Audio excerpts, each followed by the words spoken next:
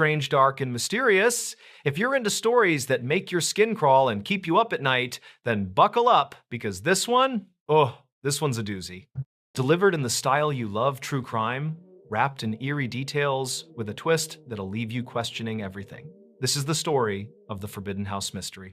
It's a tale from a quiet town in rural Ohio where something unspeakable happened in a house that locals swore was cursed. So let's dive in, but fair warning, you might want to leave the lights on for this one. Before we begin, tell me where are you listening from and what time is it there? She said, if I go missing, it was my husband, then she disappeared. The warning so many women know by heart does not always arrive as a tidy sentence.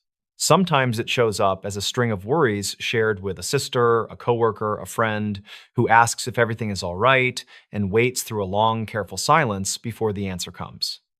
In the middle of that silence, on the morning of Wednesday, March 15, 2023, in Hinds County, Mississippi, a 36-year-old mother named Ebony Owens did not arrive for her shift.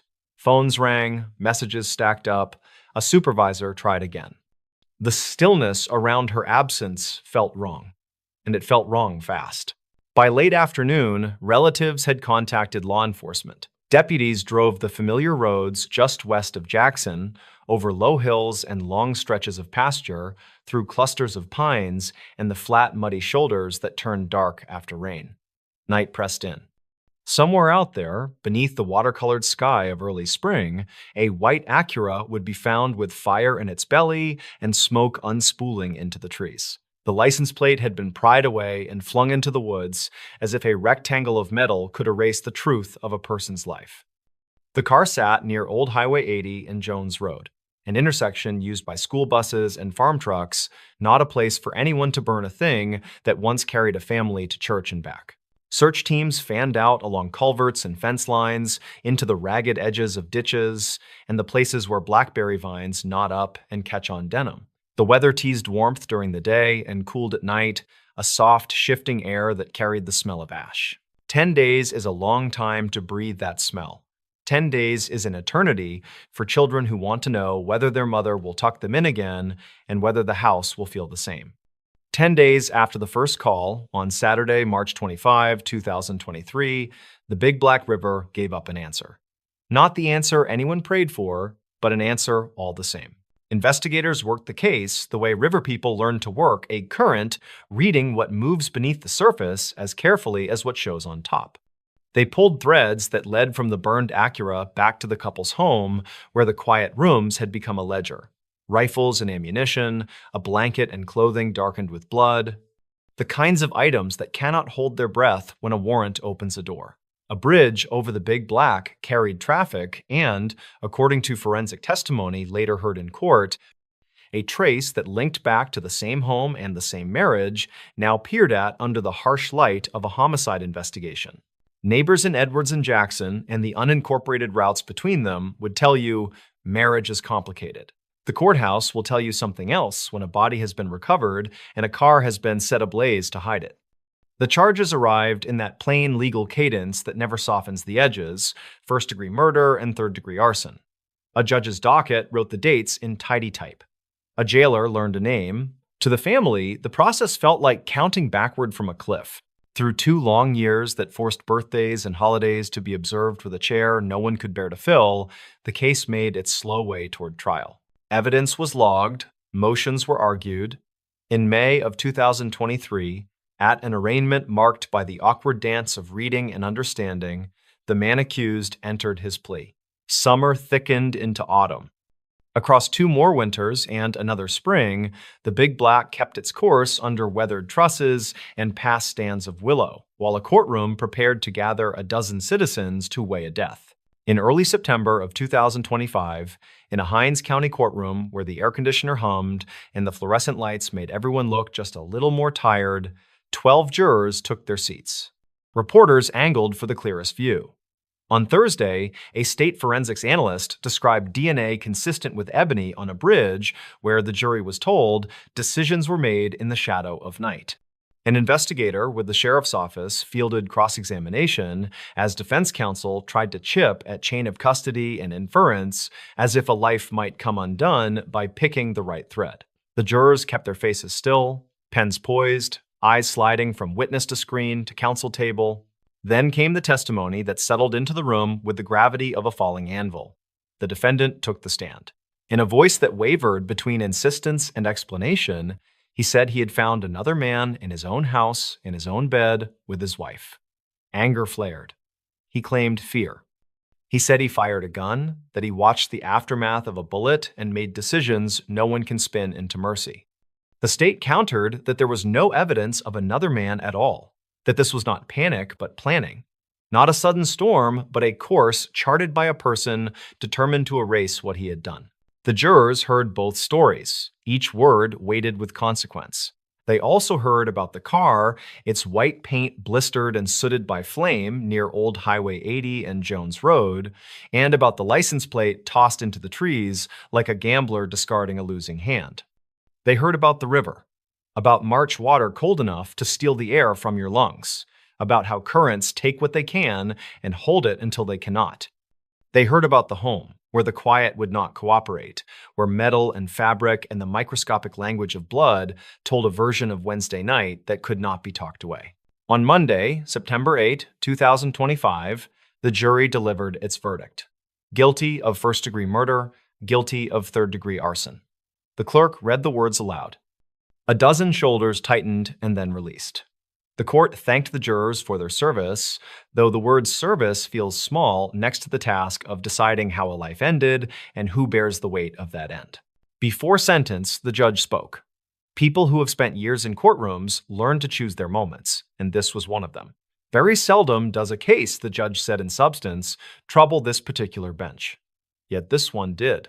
The word that kept coming to mind was selfish.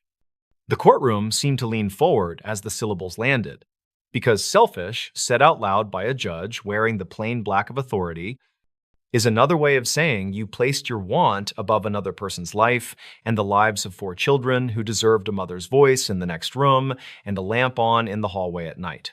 Life in prison for the murder. 3 more years for the arson. A sentence made of numbers to follow years made of waiting. In the benches, family members pressed hands together and let out the kind of breath a person holds without meaning to. Outside, the late summer heat slid over concrete and idling news fans. Inside, a clerk stamped papers, a deputy opened a side door, and the man once called husband and father followed where the law told him to go. If you stand on the Big Black River Bridge and look down, the water flickers and folds like silk pulled between invisible fingers. Swallows nest in the shadowed undersides of beams and use the river as a runway. Long after the patrol boats had cut their engines and the tape had come down, people still slowed as they crossed, eyes skimming the surface the way you look back at an old childhood home. Grief asks you to become a cartographer of places you never wanted to map. The curb where a car once smoked and popped, the ditch where a plate gleamed under leaves, the courtroom door that will always be heavier than it looks. The record will never bother itself with how Ebony baked on Sunday afternoons or whether she danced in the kitchen when a song she loved came on the radio, but those who knew her will. They will remember the way she called her children by their nicknames, the way she kept a calendar crowded with school pickups and dentist appointments, and the ordinary scaffolding of a life built for other people. They will remember that she showed up, right up until the morning she could not. They will also remember that before she vanished, she had worries, the kind you speak in low tones at a kitchen table or carry in the tightness across your shoulders when you walk from the parking lot to the front door. Maybe she did not say the exact sentence so many of us have heard. If I go missing, it was my husband. Maybe what she said lived in gestures and hesitations and the way she changed the subject. But the social math is cruelly familiar, and it keeps ending with a head count that shows who most often stands too close to the edge when violence is ready to push. The jurors did their arithmetic. The judge did hers. The river did what rivers do, and delivered something heavy to shore. In the days after sentencing, the headlines moved on, because they must. But in the places and times that matter, the story did not move at all. In the Owens family home, every little object still knows where Ebony last put it. A child reaches for a bowl and feels the soft impression of a mother's hand in the habit of where the bowls go. On a school morning, someone ties a shoe and hears, as if from the next room, a voice reminding them to double knot it. At night, someone switches off a light and stands for one full beat just to listen to the house breathing, the way a person does when they are trying to remember something that should be easy and is no longer easy at all. Everything that can be done has been done. Evidence collected, witnesses heard, a verdict returned, a sentence announced. The earth takes the departed back with a patience that is not human, and the law keeps what it seized with a permanence that island. If the warning that hovered over this family's life never carried those exact words, the end still carried the meaning. On Wednesday mornings and Saturday nights, on paydays and school programs, and the unremarkable afternoons that fill most calendars, there are people in every county of this country who hear that quieter version of the warning and choose not to look away. They drive a friend to file a report, they stand by during a call to a hotline, they sit in the hallway outside family court and hand over a bottle of water. They go with someone to collect a few clothes from a small apartment and hold the door while the last bag is carried out. If you are one of those people, keep going. If you need one of those people, say so. The help exists. It is not weak to reach for it. It is not unloving to insist upon safety. What happened between the first missed call on March 15, 2023, and the verdict on September 8, 2025 is now written into Mississippi's public record and into the much older record kept by river towns that understand both kindness and harm. The story is finished, at least in the eyes of the court. A husband is in prison. A car is scrap. A river keeps moving. A family learns, painfully and forever, how to live around a space that will not close. He kept 3 girls captive for 10 years, and no one noticed. The story begins on a cool spring afternoon in Cleveland, Ohio, at a modest 2-story house on Seymour Avenue, not far from the lake where gulls wheel and cry. The porch railings are chipped, the blinds forever tilted, the front door almost always shut. Neighbors pass with grocery bags and stroller wheels clicking over cracked concrete. Music sometimes drifts from inside. A radio tuned to oldies, a drum beat muffled by thick curtains. It is an ordinary street in an ordinary American city, the kind of place where people wave from porches and borrow ladders without signing anything. And yet, behind those tired blinds, 3 young women lived in captivity for a decade while the city moved around them, unaware or unwilling to believe. Before we begin, tell me, where are you listening from? And what time is it there? Their names are Amanda Berry, Michelle Knight, and Georgina Gina DeJesus. They were taken in the early 2000s over the span of a few springs and summers that should have carried them into first jobs and first apartments. Instead, their paths converged in a small set of rooms, a maze of improvised locks and chains, a radio that was loud when the captor wished, silent when he did not, and the constant rasp of fear. The man who took them, a former school bus driver named Ariel Castro, knew the neighborhood well. He knew which streets emptied at the end of the school day, which families hurried, which porches sagged. He knew how to look like a neighbor and not a menace, how to nod and keep walking. Michelle Knight disappeared first, in the late summer of 2002. She was small, tough, and older than the other girls would be when they vanished. She had been trying to reclaim parts of her life the world had made hard for her. On the day she was taken, she expected an ordinary errand near West 65th. The sky was a dull pewter, with a little wind moving wrappers along the curb. A familiar car slowed beside her, the driver leaning across the seat with the easy voice of someone she had seen around. He offered a ride, a few minutes, a quick stop, and then home. She hesitated. She wanted to believe in the shortcut life rarely offers. She got in. The click of the door was light. The meaning was heavy. When the car turned towards Seymour Avenue, she did not know she had crossed a border she would not step back across for many years. The second disappearance came the following spring, in 2003, when Amanda Berry finished a shift at a burger restaurant on Lorraine Avenue and started the walk that was supposed to end at her front door. It was a day with the kind of light that makes a city look honest. She called her sister on a payphone, a voice quick with plans for cake and a birthday that was coming the next day. Then the same familiar car, the same friendly wave. The man said he knew her sister, said he could take her home faster, said all the little things that stitch a stranger into a pattern of safety. She trusted the pattern just long enough. The car door shut. Music on the radio played a song everyone knew, upbeat and harmless, and the sidewalk slipped by. The third girl, Gina De Jesus, was 13 when she disappeared in the spring of 2004. She was walking home from school with a friend, secondhand chatter fluttering around them like sparrows. In a moment that still makes the air go thin when you think about it, Gina and her friend split at a corner that should have been nothing more than a corner. The car stopped again, the same driver, the same casual acquaintance language, the same promise of a short ride. She stepped into the illusion of ordinary kindness. The door shut. The city continued, unaware that another family would soon be taping flyers to telephone poles and asking questions that felt like prayers. Inside the house on Seymour Avenue, the world became small.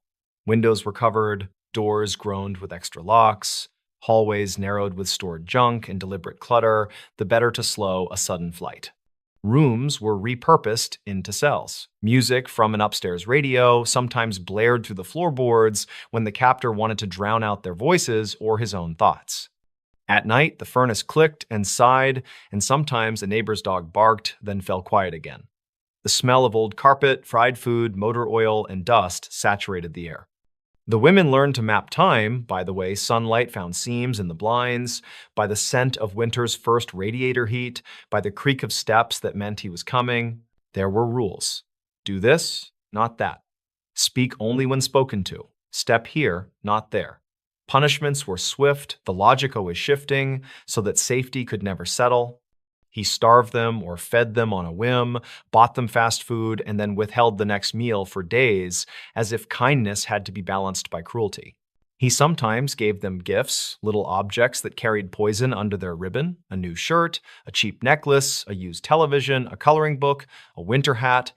He forced them to watch the news when reports of their own disappearances flickered across the screen, then shut it off with a satisfied sigh when the story moved on to weather and sports.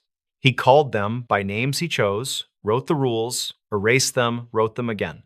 Families searched, flyers went up and came down in rain and snow and went up again.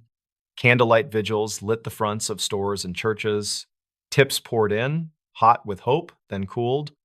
Amanda's mother, whose determination could have bent steel, went on television, pleaded with anyone who might know anything to come forward. She died before her daughter came home. Gina's parents stood beside clergy and police, their voices steady even when their hands shook. Michelle's name did not make as many headlines. She had been pushed to the edges of the city's attention even before she vanished. But she was loved, and those who loved her kept asking. The seasons turned. Years became a dull loop.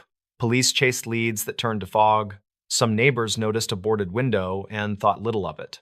Others saw the man carrying heavy bags into the house at odd hours and shrugged because people carry strange burdens all the time. There were close calls. The front door stood open for a moment. The screen latched, but the spring weak. A neighbor stopped by to talk about a car, a drum kit, a broken taillight. Footsteps approached the porch and paused. Inside, a television was turned up to cover the sound of breathing. Once a child's toy was seen in the yard. Someone asked about it. The captor said a niece had visited. Smiles, a little wave, the porch conversation ended.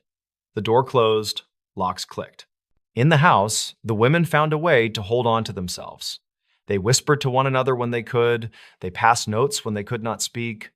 They learned the rhythms of the captor's job and the gaps those rhythms might grant. They invented small rituals to remind their minds that time still existed and belonged to them too. On birthdays, they whispered the date to themselves and let a single memory bloom. A slice of cake, a tiny gift, a swing in a park, a hand squeeze. They taught and retaught each other the shape of courage. They promised to remember their true names. One spring, hope changed shape. Amanda, whose voice had remained steady in the worst storms, had a child in that house, a little girl with quick eyes and soft hair. The captor claimed paternity. The truth was a testament to survival. The women shielded the child with everything they had. The house became a school. They taught the girl letters with penciled notes, songs hummed softly, stories told in whispers. They showed her which boards creaked and which ones sang. They taught her the difference between ordinary and danger by the smallest signals, the sound of keys tossed on a table, the scrape of a chair. The girl grew up knowing that a window could be a wall, but that a wall could be imagined as a window. When the radio played a song that sounded like freedom, she swayed in place and watched the curtains lift a little in the summer heat. The seasons kept turning, the city grew and eroded and grew again. Houses were painted, then left to peel, the bus routes shifted. On Seymour Avenue, there were years when little changed. Then a sudden new porch column, then nothing. People move through a city like water through a net. They catch on some threads and not others. Ariel Castro kept slipping through. In early May of 2013, a series of slight decisions aligned. The captor left the front of the house less secure than usual. Perhaps he was arrogant, perhaps he was distracted. Perhaps the old screen door did not catch the way it used to. Inside, the air felt different, as if the house itself were about to exhale. Amanda reached for the door and felt it give more than it ever had. Her heart hammered a warning and an invitation. She looked at the child and knew that waiting was another kind of danger. She whispered, and the whisper felt like a vow. She pushed. The door resisted, then shifted. She pushed again with a strength that had been hoarded for years and kept ready for one exact moment. The wood cracked. The chain complained. She screamed then, a sound that climbed the stairs and went out into the street, a sound that used her voice and also every voice that had been kept small. A neighbor heard. His first instinct was disbelief, then confusion, then action. He came forward, tried to kick, tried to lift, tried to pull. The door gave more. The city might have heard the hinge groan. The opening became a gap big enough for a face, then a shoulder, then a body. Amanda slipped out, a child in her arms, a decade traveling behind her like a storm cloud that had finally found a seam in the sky. She ran to a phone and called for help, and when the operator asked for a name, she said her own, as if signing back into existence. The street tilted toward the possibility of rescue. Sirens soon braided through the neighborhood air. Police moved through the house and found Gina and Michelle. The officers called their names, and the names echoed, then landed. There were tears and shouting and relief so intense it bordered on pain. The three survivors emerged into the kind of daylight that stuns the eyes. Neighbors cried, reporters began to gather. Strangers found themselves pressing hands over mouths or against chests as if to hold a heart in place. Family members ran and then slowed and then reached. The city felt for a moment as if it were breathing together, in and out, slow and grateful. The arrest was swift. The man who had walked that street for years with a bag of groceries and a flat expression was taken downtown in handcuffs. The house was sealed. The blinds that had been tilted closed for so long would soon be lifted, and the rooms would give up their secrets. In the days that followed, crowds pressed against police tape and stared at a front door that had finally swung wide. Reporters read lists of items recovered inside. The city grew angrier and sadder by the hour. Some neighbors wondered aloud how they had missed it. Others said they had always thought the house felt wrong, but did not know what to do with a feeling. People brought flowers to a block that had never asked for flowers. The legal process moved with a speed that surprised even those used to courts and calendars. In late summer of 2013, after indictments stacked high with counts that measured only the smallest part of the harm, Ariel Castro stood in a courtroom whose air felt both heavy and precise. He pleaded guilty to avoid a trial. The judge pronounced a sentence so long it needed extra language to hold it, life without parole, plus enough additional years to swallow any fantasy of return. The gavel sounded like a door being closed the right way at last. In that same season, the house on Seymour Avenue was demolished. On the day the heavy machines rolled up, the crowd gathered again. Some came to witness justice of a physical kind, the erasure of a building that had lived as a wound. Others came because they needed to see the structure end in order to believe the story had changed shape. The excavator's claw took the first bite, wood splintered, glass broke into small clean sounds, and the sun struck new angles where walls had stood. A neighbor signaled the start by handing Amanda a lever, and when she engaged the mechanism that began the teardown, she was applauded. Not because demolition is beautiful, but because it can be an act of mercy. Dust rose, then settled. In place of a prison, there was open air. In the months that followed, the survivors did what survivors do. They sought care, then quiet, then the exact mix of speaking and silence each of them needed. They wrote or waited to write. They went to appointments that measured health in numbers and in softer measures like sleep. They re-entered rooms where people said welcome and meant it. They showed extraordinary grace in the face of relentless attention and, inevitably, uneven compassion from a world that both aches for stories like this and sometimes consumes them too quickly. Michelle published a memoir and later another, her words sharp and generous, tracing the way a life can be rebuilt from the inside out. Gina and Amanda told their story together and then stewarded a foundation to help other families who wake in the night with the same terror they once endured. The little girl grew up in a different house where doors are doors. She learned that a street can hold both danger and rescue, and that the sound of sirens can mean help is coming. The city learned more slowly. People argued about what anyone should have noticed, whether a neighbor should have pushed harder against intuition, whether the small signs were small enough to excuse a collective failure. The arguments mattered. They also could not undo what had happened. What could be done was to make new habits, to listen longer, to ask twice, to check on the quiet house with the uneven blinds, to take a feeling seriously even when it arrives without proof. As for the man who caused the harm, he entered a state prison and lasted only a short time before he died by his own hand. The story of that ending is not the story that matters most. The legal record closed. The moral record had been written already by a decade of suffering and resilience. The city did not hold a vigil for him. The women did not need to speak his name. Years later, the block on Seymour Avenue looks like many American blocks rebounding from hard times. There is a patch of grass where the house stood, and sometimes wind moves through it in a way that sounds almost like breath. Children pass on scooters, dogs tug at leashes. The mail carrier stops and jokes with a resident leaning on a railing that has been repainted. Life makes its small repairs. The neighbors know the story, newcomers learn it. The memory does not own the street, but it is part of its map. If you walk Cleveland in the late afternoon, when the sun climbs down the sides of buildings and the air smells faintly of iron and lake water, you might pass by and pause, not in morbid curiosity, but in respect. You might think of a city that failed and then tried to make amends, of families that refused to surrender memory, of 3 young women who endured something no one should endure, and who, when a seam finally opened, ran through it and let each other out. You might hear traffic on Lorraine, someone singing 2 houses down, a screen door slamming, a crow scolding from a wire. Ordinary sounds, blessedly ordinary. The title of this account asks a question that still stings. How could he keep 3 girls captive for 10 years and no one noticed? Part of the answer is that people did notice fragments and could not assemble them. Part is that poverty and neglect can hide both predator and prey in the same shabbiness. Part is that we prefer a tidy world. Another part is that the captor understood how to wear the mask of normal. The final part is this: noticing is not the same as knowing, and knowing is not the same as acting. The lesson Cleveland learned the hard way is that we must build a culture where all 3 happen in sequence and with care. There is no ribbon tied neatly at the end of a story like this.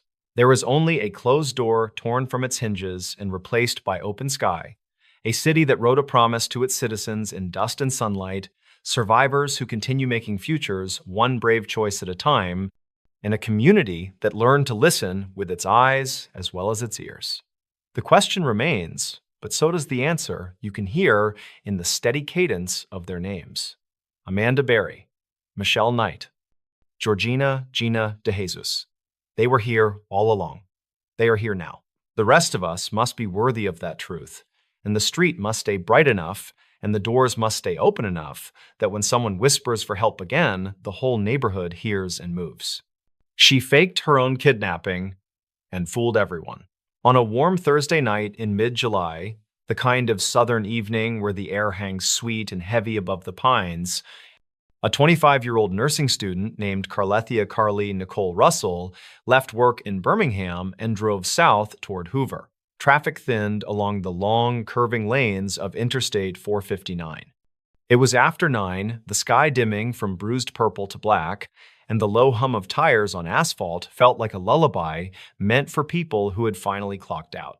At 9:40 something, Carly dialed 911. Her voice was quick, urgent, as she told the dispatcher she had seen something that should not be there. A toddler, small and alone, wandering near the guardrail on the shoulder of the interstate. She kept talking while she put her hazard lights on. She told the dispatcher she was stopping. She told a family member on another line what she had seen.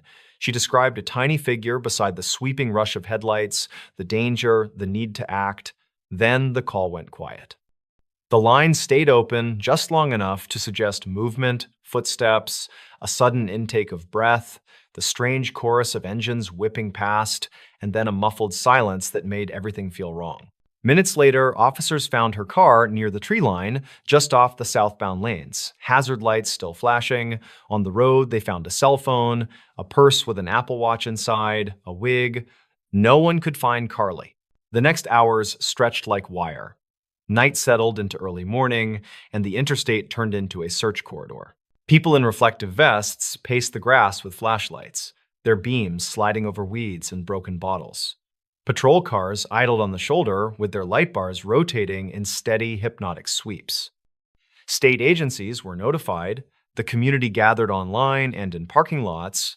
When the sun rose on Friday, it lit a broad swath of suburbia that had suddenly learned the stomach-dropping word missing. By Friday afternoon, Hoover's police chief, Nick Durzis, stood behind a podium and tried to thread the needle between caution and urgency. Reported abduction. Reported toddler. The department was in contact with federal partners. The public was asked for tips. There was no evidence of a child on the shoulder, but there was the call, the car, the items left behind, the young woman gone. The story caught fire. A young woman on her way home. A child in danger. A sudden absence. It had the rhythm of nightmare. Strangers wrote messages of hope. Local businesses offered rewards.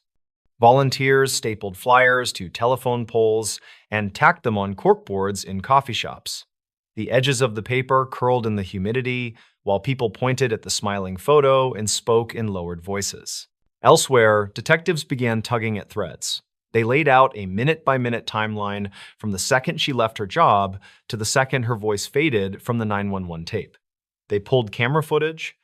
They emptied the trunk, they got warrants, they sat in front of screens and looked at a history of searches that made their shoulders go tight, Amber Alerts, how old to qualify for one. The Birmingham bus station. One-way bus tickets to Nashville. The plot of the film Taken. What happens in a kidnapping. How to steal without being caught. The queries were not proof on their own, but they were the kind of clues that changed the temperature in an interview room. Saturday evening, after roughly 2 days that felt like 2 years to the people who loved her, Carly came home. She walked through the front door, and the house erupted into relief. She said she had been abducted. She said she had been forced into a car by a man and a woman, then kept out of sight. She said she had escaped. She was taken for medical evaluation. The community exhaled in gratitude and confusion. In the quiet that follows a miracle, investigators watched the pieces fail to lock together. No child was reported missing in that corridor. Traffic cameras did not show a tiny figure. No motorists had dialed in a sighting.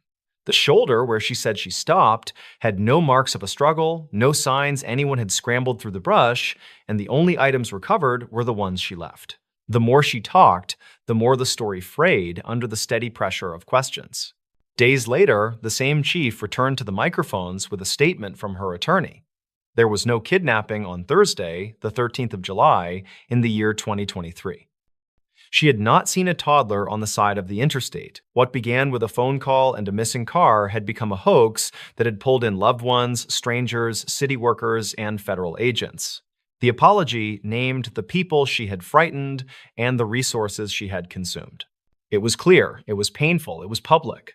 The search's aftermath was quieter than the frenzy that fueled it. Officers logged overtime, volunteers folded tables, and drove home. The interstate kept hurrying people past the exit where the hazard lights had once blinked.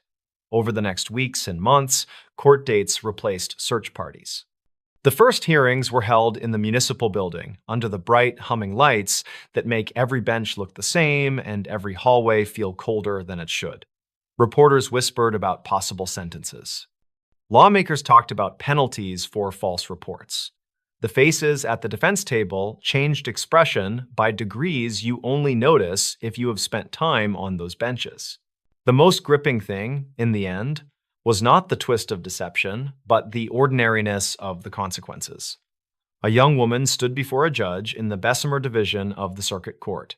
She admitted she had lied. The judge spoke in a voice without theatrics, laying out the penalty with the steadiness people expect from the bench: supervised probation for a year, community service, continued mental health counseling, restitution that read like a ledger of everyone who stood under floodlights and knocked on doors in the thick night air and hoped for the best. The amount was exact down to the cents because the hours were exact, and the fuel and the paperwork and the overtime lines printed on pay stubs. The order would follow her until it was paid. You could watch the long tail of the story in the small details. On a weekday, months after the plea, a clerk rolled a cart of files into a courtroom that smelled faintly of paper and disinfectant. The docket moved, her name was called, a lawyer updated the court on payments, another status date was set. Outside, on the courthouse steps, people in suits moved from shadow to sun and back again, while a local camera crew adjusted a tripod and tried to catch 15 seconds of footage that captured the whole thing. Across town, someone stood at a service counter and signed a sheet before heading out to pick up trash along the edge of a park, a bright vest over a t-shirt, earbuds tucked in, a bag in one hand, a mechanical claw in the other. A supervisor initialed the box when the shift ended. If you go back to the night where everything began, you can still feel the feeling that made so many strangers act. The imagined danger of a child on the shoulder of a busy interstate is a powerful, visceral thing. People share that instinct to swerve, to shield, to intervene. That same impulse carries fundraisers and volunteer lines and candlelight vigils, all those tender, stubborn rituals a community falls into when someone it barely knows suddenly needs everyone. The human mind also seeks patterns, explanations, a story that makes awful sense. It was tempting to paint Carly as an easy villain or as a symbol, a headline instead of a person. But there was no supervillain lurking beyond the guardrail, and there was no neat parable here, only choices and their ripples. She did something reckless and untrue that cost people time and hope. She said she was sorry. The court system answered in a way that kept the doors of a jail closed and the doors of a counseling office open. The city kept the receipt.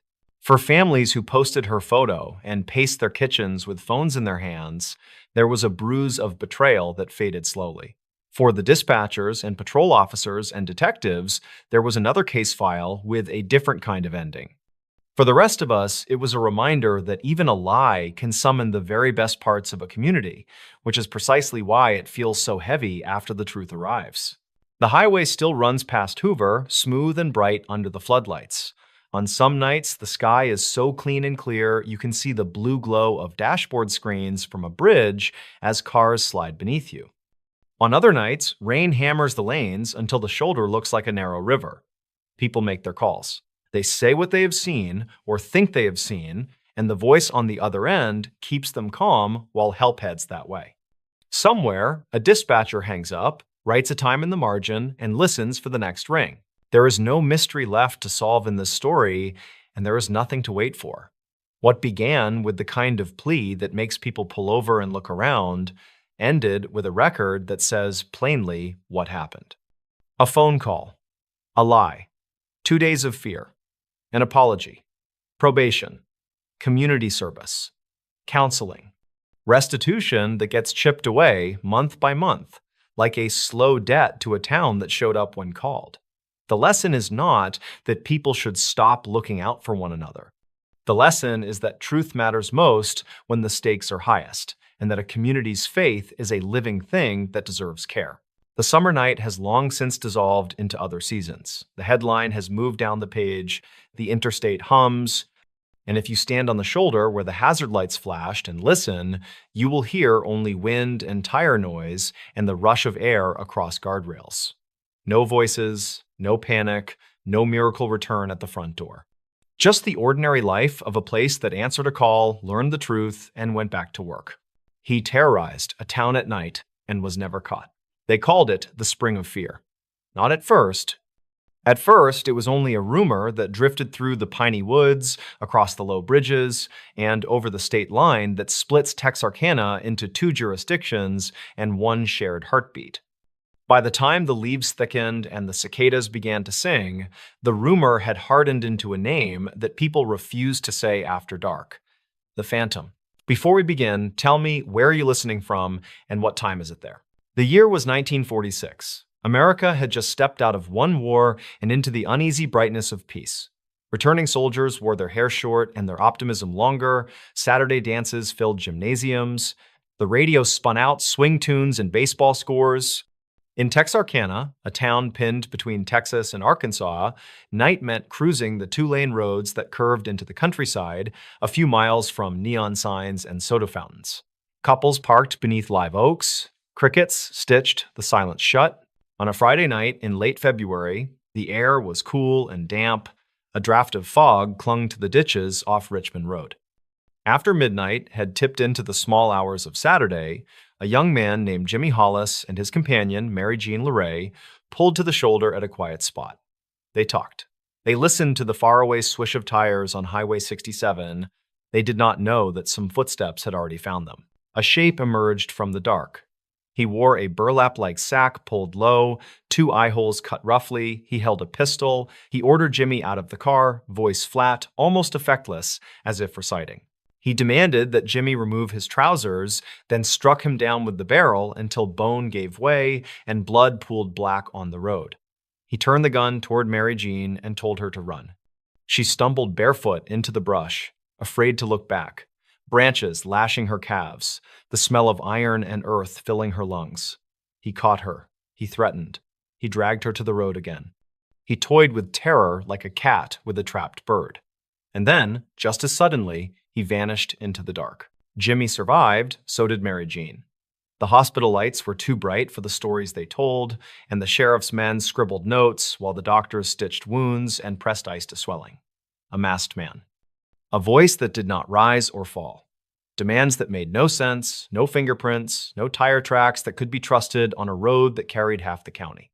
Officers fanned out under the washed-out dawn, boots wet with dew. They found scuffs, a smear, a thread, nothing that stayed.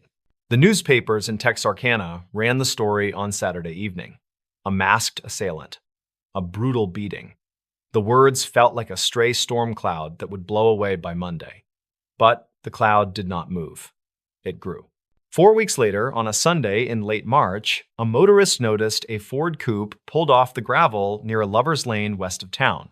The car doors hung open. Inside, blood soaked the seat. Nearby lay the bodies of Richard Griffin and Polly Ann Moore. They had been out dancing. They had driven into the night that every couple knew. Now the radio still hummed, thin and tinny, while the wind passed over them, taking heat and leaving silence. Bowie County Sheriff William Presley drew in officers from both sides of the line. Some names still echo when people tell the story, their vowels rounded by time and dust. Deputy Tillman Johnson worked the roadside and the ditches. State troopers set up checkpoints. The Arkansas police and the Texas men traded jurisdiction the way men trade a heavy box, careful and strained. Reporters arrived with notebooks and the crisp, decisive words of big city papers. They wrote of a masked man, and the phrase took on weight, like a verdict delivered before the trial. The town reacted first with stubbornness. Theaters stayed open. Teenagers promised their parents they would be home early, then tested the edge of curfew like they always had. But the air changed. The laughter on front porches faded sooner. People walked each other to their cars and watched the rearview mirror longer than they watched the road. Hardware stores sold out of locks. Gun shops emptied by noon. Dogs slept nearer to the front door, as if they too knew that night had begun to carry a different kind of sound. In mid-April, the Phantom returned. On a Saturday that bled into Sunday, a boy named Paul Martin never made it home, and a girl named Betty Jo Booker did not return from a dance where she played her saxophone with a high school band that had no idea they were hearing her last notes. Searchers combed the ground as the gray morning pressed its thumb on the horizon. They found Paul first by a barbed wire fence, his body arranged by hands that felt nothing. A little farther off, among the scrub, they found Betty Jo. The instrument she loved turned up later. hidden in weeds, as if it had to be silenced too. By then, the name had settled like dust in the lungs. The Phantom. People said it without wanting to. Churches filled, windows shut early, theaters turned off their lights.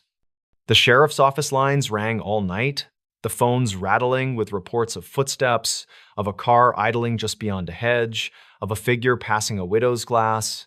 Every shadow was a man. Every creak of a board was a boot. Fear sharpened the edges of ordinary life until even kindness looked suspicious. Texas Ranger Captain Manuel T. Gonzalez drove into town wearing a suit that fit like a decision already made. His reputation ran ahead of him, a rumor with a signature. He spoke softly. He listened more than he talked. He walked the roads where the couples had parked and marked off distances with long strides, head tilted. He rode with deputies along dirt lanes, the dust rising behind their tires in slow, patient curtains. He bought coffee at small diners and asked the waitresses what they had heard. Everyone had heard something. Almost nothing could be used. Officers tried roadblocks and nighttime patrols. Citizens formed watch groups and roamed with shotguns cradled like infants. Newspapers begged readers to keep calm. Editorials stitched together common sense and prayer. The town strained so hard to be brave that you could hear it, a faint hum like a high wire under a man's careful feet. In early May, when the heat began to lift from the asphalt even after sundown, the Phantom shifted patterns. A house on a country road, a couple, Virgil and Katie Starks, living their ordinary evening, a radio playing softly, a porch light burning, a shot cracked the window, Virgil fell where he Saturday. Katie ran for the phone, blood pooling in a widening halo. Another shot tore the quiet again and again. She crawled, staggering, leaving red on white tile, red on wood. She made the front door. She made the porch. Across the yard, neighbors saw her and ran, and in those 15 minutes that felt like a lifetime, the night split open like a curtain and showed everyone what they were afraid to name aloud. This was not a cruel prankster, not a jealous boy, not a vagrant with liquor-soured breath and a story that would make sense when the bottle ran dry. This was someone who could vanish between house and ditch, between scream and siren, between the trembling finger and the telephone dial. The Rangers dug deeper. They examined spent shells and the way the glass fell inside rather than out. They mapped circles around each scene and measured how far a man could walk without being seen by a neighbor or a dog. They listened to gossip about a car thief who drifted through town with a woman who alternately loved him and feared him. They considered a loner who kept strange hours and wore his hat low. They wrote names on a board and erased them. The town waited, the way a body waits for a fever to break. One man drew particular attention. His name was Yule Swinney, a petty criminal with a taste for stolen cars and quick getaways. Officers examined him, interviewed him, studied his wife's statements, which rose like flames, then collapsed like ash. She said he had confessed to the killings, then she recanted. She said she was frightened, then she said she had lied. In those days, a spouse's testimony could be more difficult to use than a smudge on a window. The law had its limits, the evidence had its holes. The case against him tightened, then loosened. He went to prison, but not for murder. People watched the newspaper, waiting for bold letters announcing an end to the fear. The bold letters never came. Summer arrived like a shallow breath that would not deepen. The dances resumed, slowly, cautiously, as if the band was playing with one eye on the exits. Theaters lit their marquees a little earlier. Restaurants set extra chairs near their doors, where the breeze might bring in the sound of an approaching siren. Parents insisted on chaperones. Teenagers pretended not to mind, then minded in private. The town learned how to carry dread the way you carry a heavy satchel you cannot set down. If you live there, you remember small things most clearly. The way a screen door clicked at midnight. The way the neighbor's porch swing creaked a little and then stopped. The smell of gun oil at the hardware store. The sudden sound of a radio announcer lowering his voice as if the story he was telling might hear him and change course. The sheriff's car idling on a side street while moths worried the headlamps. A group of men on a church lawn talking too loudly about weather and crops, then falling quiet together as if someone had touched a nerve they all shared. The investigation teemed with motion and yet could not move the needle of certainty. Texas men, Arkansas men, rangers with notebooks, deputies with photographs that they had studied so often the corners frayed, a reward posted, a cascade of tips. Some callers were cranks spinning tales for attention, some were frightened to the point of invention, turning every odd neighbor into a suspect, every battered car into a getaway vehicle. Now and then, a tip sounded like the brass ring finally within reach. Now and then, the officers felt their hearts jump. Then tests came back, alibis hardened, distances proved impossible. A detail failed to fit, the brass ring was smoke. The presses in Texarkana worked late through spring and early summer. Reporters learned the back roads by heart. Editors argued with typesetters over adjectives that felt either too small or too sensational. Every sentence had to balance on the thin beam between panic and denial. Families clipped the articles and tucked them into drawers that smelled of cedar. People who moved away took those clippings with them. Decades later, when they opened the boxes, the paper crumbled in their hands like leaves. Fear is rarely a single note. It is a chord, layered and shifting. In Texarkana, it sounded like the uneasy harmony of routine and vigilance. A mother tying back her hair and counting the seconds until her daughter returned from a movie.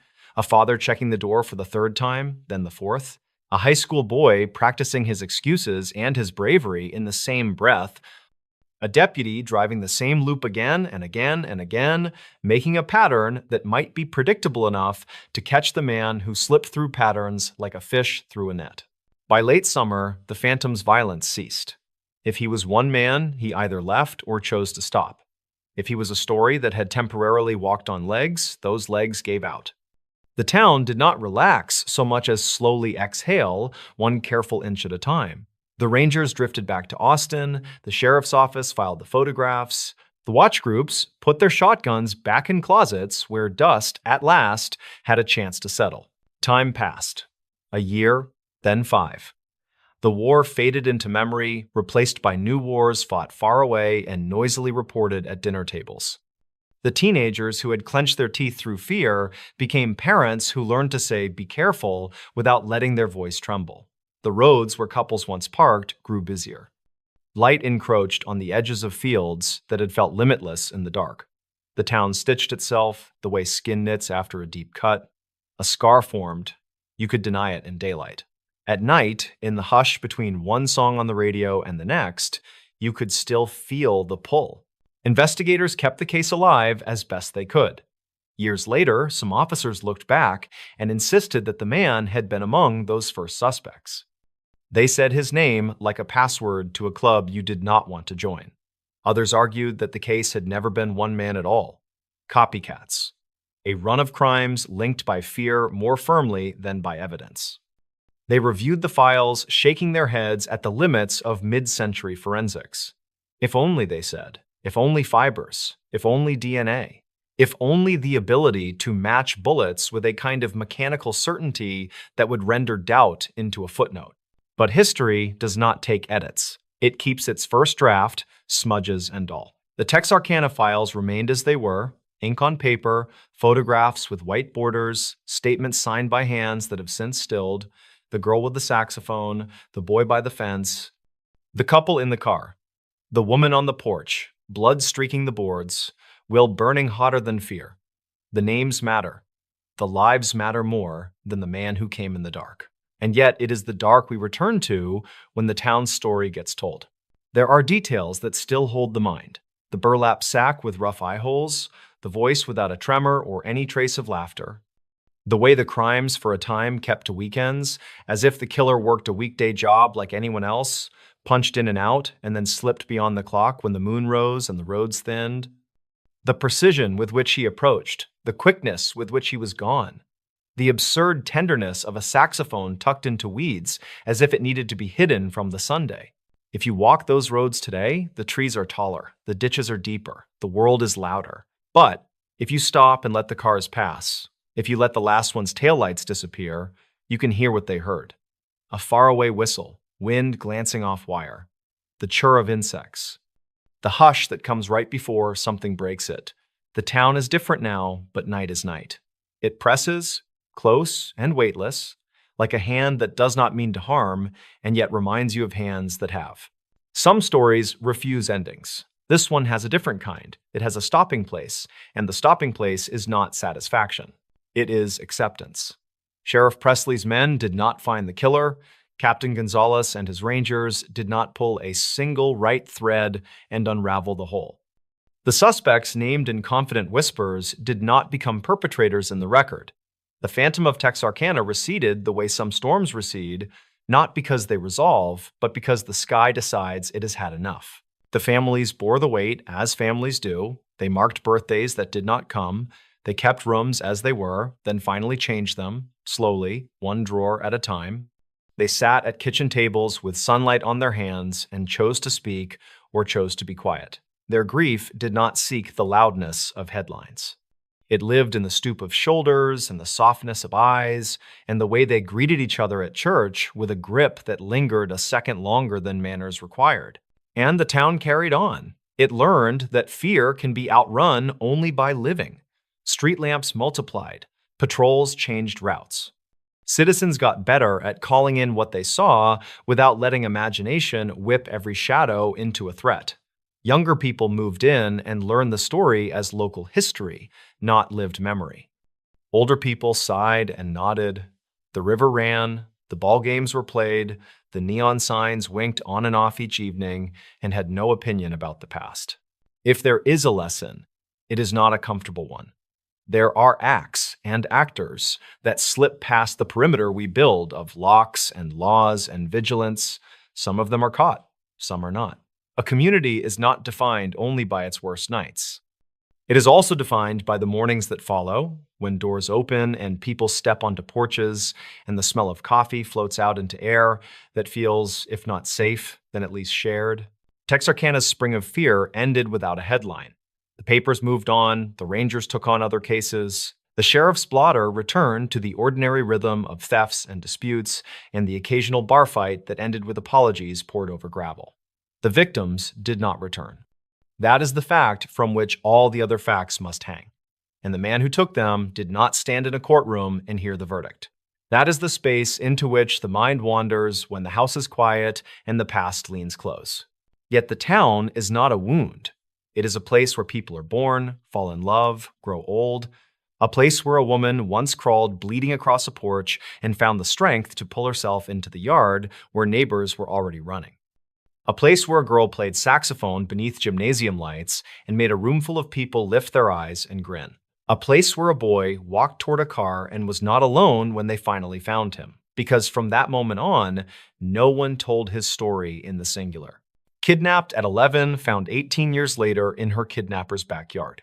On a cool morning in early June of 1991, in the pine-threaded quiet of South Lake Tahoe, an 11-year-old girl named J.C. Lee Dugard walked toward the corner where the yellow school bus usually chuffed to a stop. The light was thin and silver, the kind that makes even the road look like it has been polished overnight by wind. She wore a pink jacket against the mountain air, hugged her books to her chest, and listened to the hush of the neighborhood waking up. Somewhere a screen door clicked. A dog barked once. A car turned the corner and slowed. Before we begin, tell me, where are you listening from? And what time is it there? It was the kind of car that looked ordinary until it did not. A gray sedan idling too close to the curb, its engine a low murmur. JC stood on the gravel's edge, biting her lip, pretending not to notice how the passenger window inched downward. The man in the driver's seat had the practiced smile of a stranger who has decided not to be a stranger. The woman beside him leaned forward just as the car crept parallel to the child. "Hi there," the man said, his voice casual, a beat too bright. He asked for directions, something about a street name that did not exist, a question that was never meant to be answered. The woman's eyes flicked to the side mirror. The man's hand moved. The door swung. The world lurched. There was a sudden spray of gravel, a hand like a clamp on JC's wrist. The breath knocked from her chest as she stumbled and fell forward into the car. A stun tightened her limbs, and then a thudding, blank quiet, the smell of upholstery and cigarettes, and the sound of the door slamming like a verdict. The car rolled away, slow at first, then fast, the bus stop shrinking behind them, the road unspooling in a ruthless line. By late morning, sirens stitched across Tahoe's blue bowl of sky. Deputies fanned out through neighborhoods, neighbors stepped onto porches and shaded their eyes. JC's mother, Terry, was called at work and arrived with her heart already sprinting. A marathon of questions that had no ankles, no knees, nothing to stand on. The pink jacket was nowhere. The sidewalk held only an impression of small shoes. The day felt misprinted, like a calendar had been stamped wrong, and no one knew how to fix it. The car with JC in its back seat climbed out of the mountains and down through the Central Valley. Heat clung to the windows. The couple in the front were nearly silent, as if they were transporting glass. They were Philip Garrido and his wife, Nancy, names that would become a kind of echo in the years ahead. Hours later, the sedan turned into the dull hush of an Antioch cul-de-sac, then down a driveway toward a nondescript single-story house at the end of a street that seemed to forget it was supposed to end somewhere. Beyond the fence, hidden from the view of neighbors and passers-by, stretched a backyard no one really saw. Behind the main house, across a patchwork of weeds and broken concrete, behind a second rattling fence and another gate, there was a maze of sheds, tarps, tents, and a soundproofed outbuilding. It was a place of blind corners and jury-rigged doors, a place constructed to confuse the sky. Philip led JC across the crunchy grass and into the hidden yard, through a gate that complained on its hinges, under a tarp that breathed in the breeze, and finally into a room that swallowed sound. The door shut, the dim light blinked. He told her she would be safe if she did as she was told. He told her this was temporary. He told her things that sounded like comfort but felt like locks. The air was stale. She could hear her own breathing. In South Lake Tahoe, the search became a map of grief. Flyers multiplied on telephone poles. The photo of a blonde 11-year-old with clear eyes and a shy smile was taped into windows and pinned to corkboards in grocery stores from State Line to Placerville. Volunteers combed creek beds, abandoned lots, edges of trailheads, anywhere a mystery might choose to hide. The school bus driver was questioned again and again. The woman at the corner house replayed her morning coffee over and over, searching her memory for a detail that might turn into a door. Leads arrived thin and loud and then went quiet. The day rolled into the next. Summer burned into fall. The calendar turned its pages even when no one wanted it to. For JC, time reduced itself to a sequence of small survivals. The morning was a small survival. The noon hour was a small survival. The way the sunlight leaked through the seam of a tarp and crawled in a slow square across the plywood floor was a small survival. She learned the sounds of the yard the way a person learns a language. The swallow of the hot water heater, the rasp of a rake on gravel, the hollow knock of Philip's footsteps versus the lighter step of Nancy, whose presence was a weather that changed without warning. When Philip disappeared into the main house or ran errands in town, a different kind of air filled the room. JC counted and recounted the seconds between those footsteps, counted until counting felt like a promise. Philip talked to her as if she were both audience and captive wind. He talked about a God he believed was directing his every step, about voices he thought were guiding him. He paced, he jotted in notebooks. He played music to the empty backyard as if the air needed to hear it. He told her he had changed. He told her she would help him become good. There were days when he made vows to invisible witnesses, vows that crumbled with the dusk, vows that got replaced by locks and instructions and threats. There were nights when the sky stretched over the backyard and pooled blue-black on the tarps, and there was no sound at all except crickets and the far hush of traffic on a road she could not see. In the outside world, Terry refused to let her daughter's name become a past tense. She stood at vigils where candlelight trembled in paper cups. She answered calls from strangers who whispered hints they could not verify, callers who insisted they had seen a girl who looked like JC in a grocery store aisle 3 counties away. She met with detectives, learned their careful language, felt the slow arithmetic of a cold case tug at the edges of her resolve. On the anniversaries, she brought flowers, she spoke into microphones, she stared down the collected lenses of TV cameras, and begged anyone listening to keep the phone lines open, to keep their eyes open, to keep hope stubborn and loud. Back in the Antioch backyard, seasons turned. The hidden yard baked in summer, each tarp a heat trap, the sheds simmering with the afternoon. In winter, rain drummed and pooled, leaked along seams, dampened the blankets until they carried the smell of wet canvas and mildew. Years were learned by the ways the light shifted through new tiers in the tarps. The world beyond the fence evolved like a rumor. JC grew older. She passed the birthdays by tracing the old one in her mind, then the next, then the next. The old clothes no longer fit. Her voice adjusted to itself. She learned to keep part of herself folded away like a note no one else would read. When she was a young teenager, the backyard arrangement metastasized. There were more structures, more wires, more pathways that led nowhere. Philip built a tiny improvised world that operated by rules only he understood. A world that pretended to be order but smelled like fear. He spoke of redemption and then demanded obedience. He prayed out loud and then reset the locks. He promised daylight and then designed new shadows. In time, 2 small girls were born in that backyard. JC learned to mother inside a space that had no horizon, learned to make games from what she could reach, learned to read the sky like a clock because the calendar felt like a rumor. Their laughter sounded startling and wild, like birds that had found their way into a cavern and decided to sing anyway. There were neighbors, of course, in Antioch, as there almost always are. They noticed oddities the way people notice them, with curiosity that thins into shrugs when there is no clean answer. A gate that stayed locked even on easy afternoons. A man who talked to himself and to no one in particular, who sometimes played music too loud and then apologized with a smile that looked like a paper cut. Calls were made once, twice, the kind of calls that fall into a bureaucratic maze and come out the other side with a note. Life went on, mail was delivered, lawns were mowed and not mowed, people waved and then went inside. Years layered themselves one upon another until the backyard felt like a country where clocks were merely decorations. Yet, on a late August day in 2009, inside the leafy calm of the University of California's Berkeley campus, something finally tilted.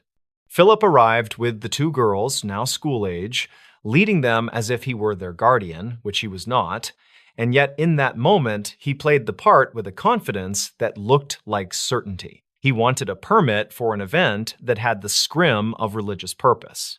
He spoke with an officer who listened longer than the man expected, and while listening, this officer noticed the girls' eyes and their insufficient answers, noticed how their words seemed borrowed, noticed the way Philip talked over truths that should have been simple.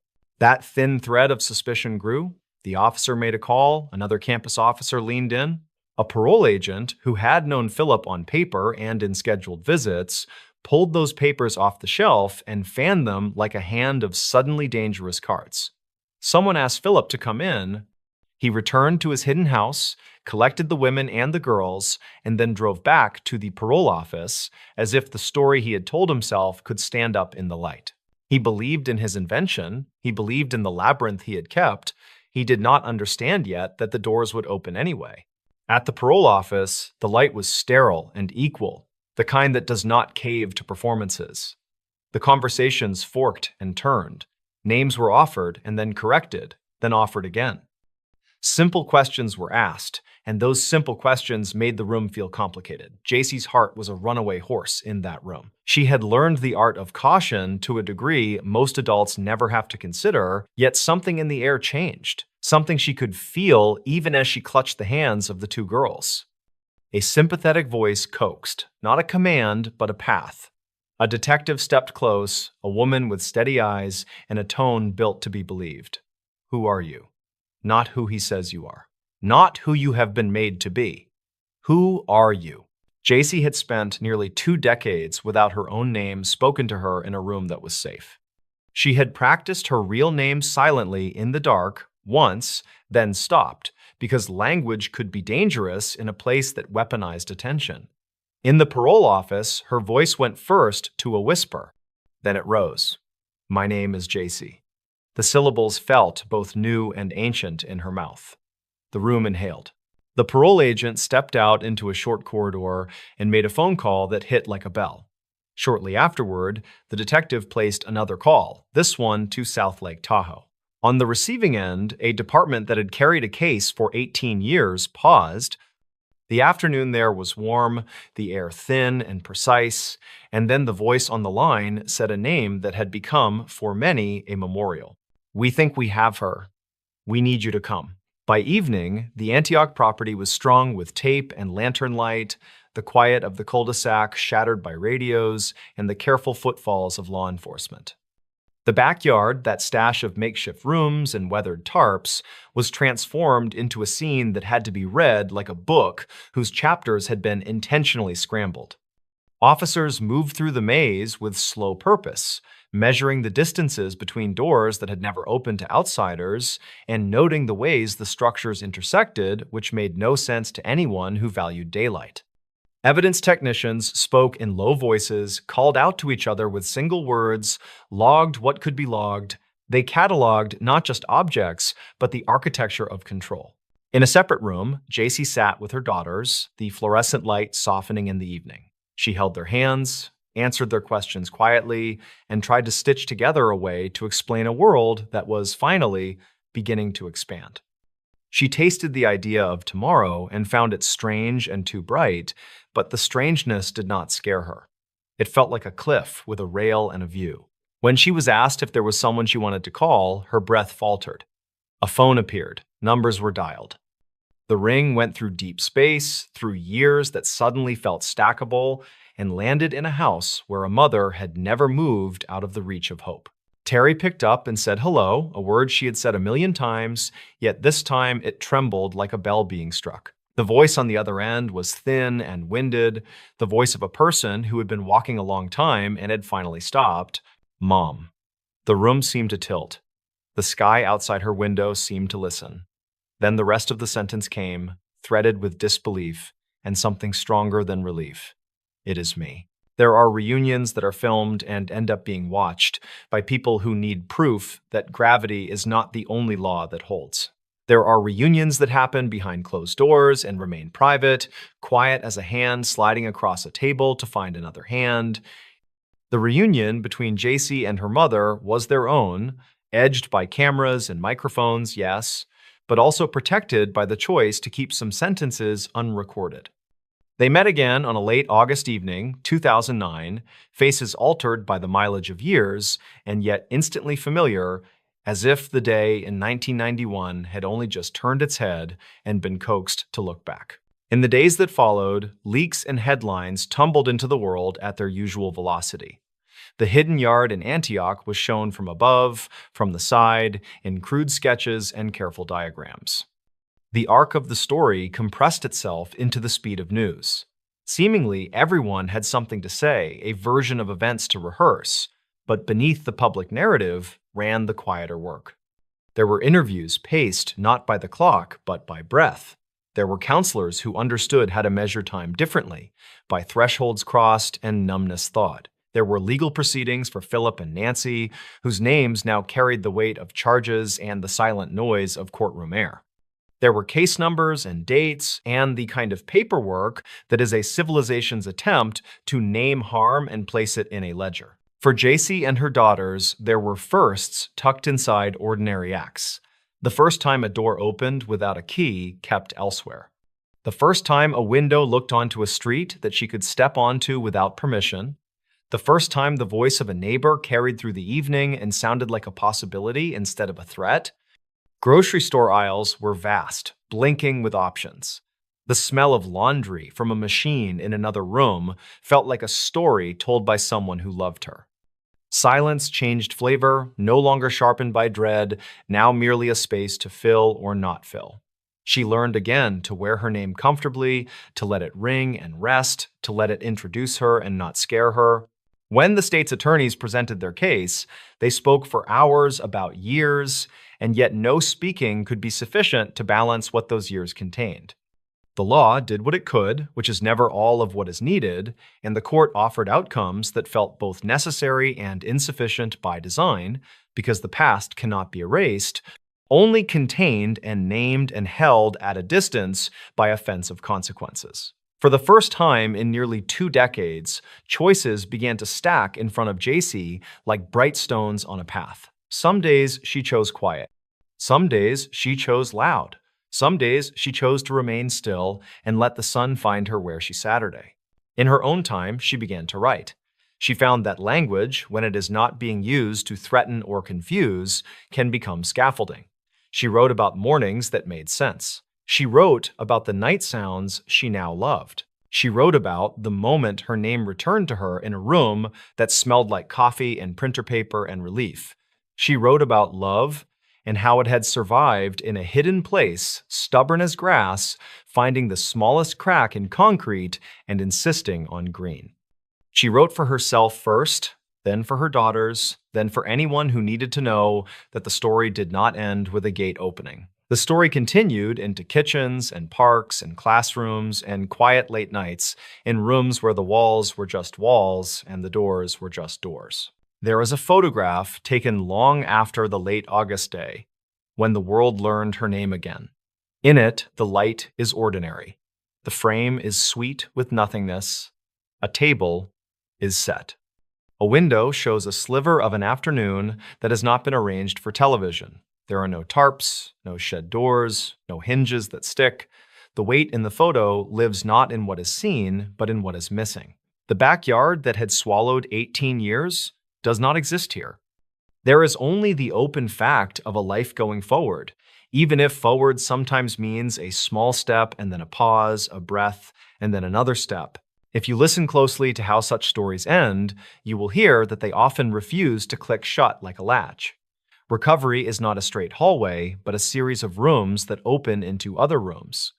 Still, there are endings that feel right because they are honest about what was taken and clear about what remains possible. In this story, the ending is not triumph shouted from a rooftop, nor is it a curtain falling on a stage built entirely of sorrow. It is a closing that understands the magnitude of a morning in South Lake Tahoe and the vast courage it took to speak a name out loud 18 years later in a small office near Berkeley. It is a closing that sees a mother and a daughter standing together in the kind of sunlight that does not ask for anything in return.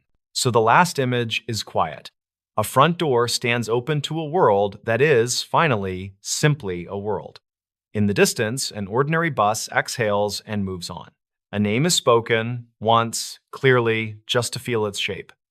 Then the door is gently closed, not in fear, not to hide, but with the calm assurance of someone who knows that inside is safe and outside is just a day unfolding.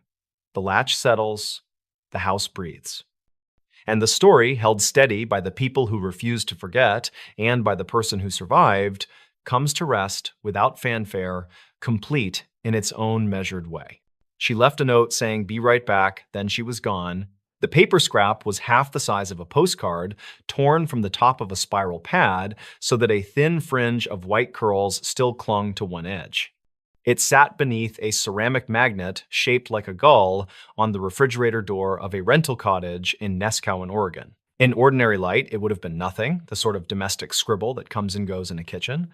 In the early evening light of late summer, the message seemed to hum with meaning. Be right back.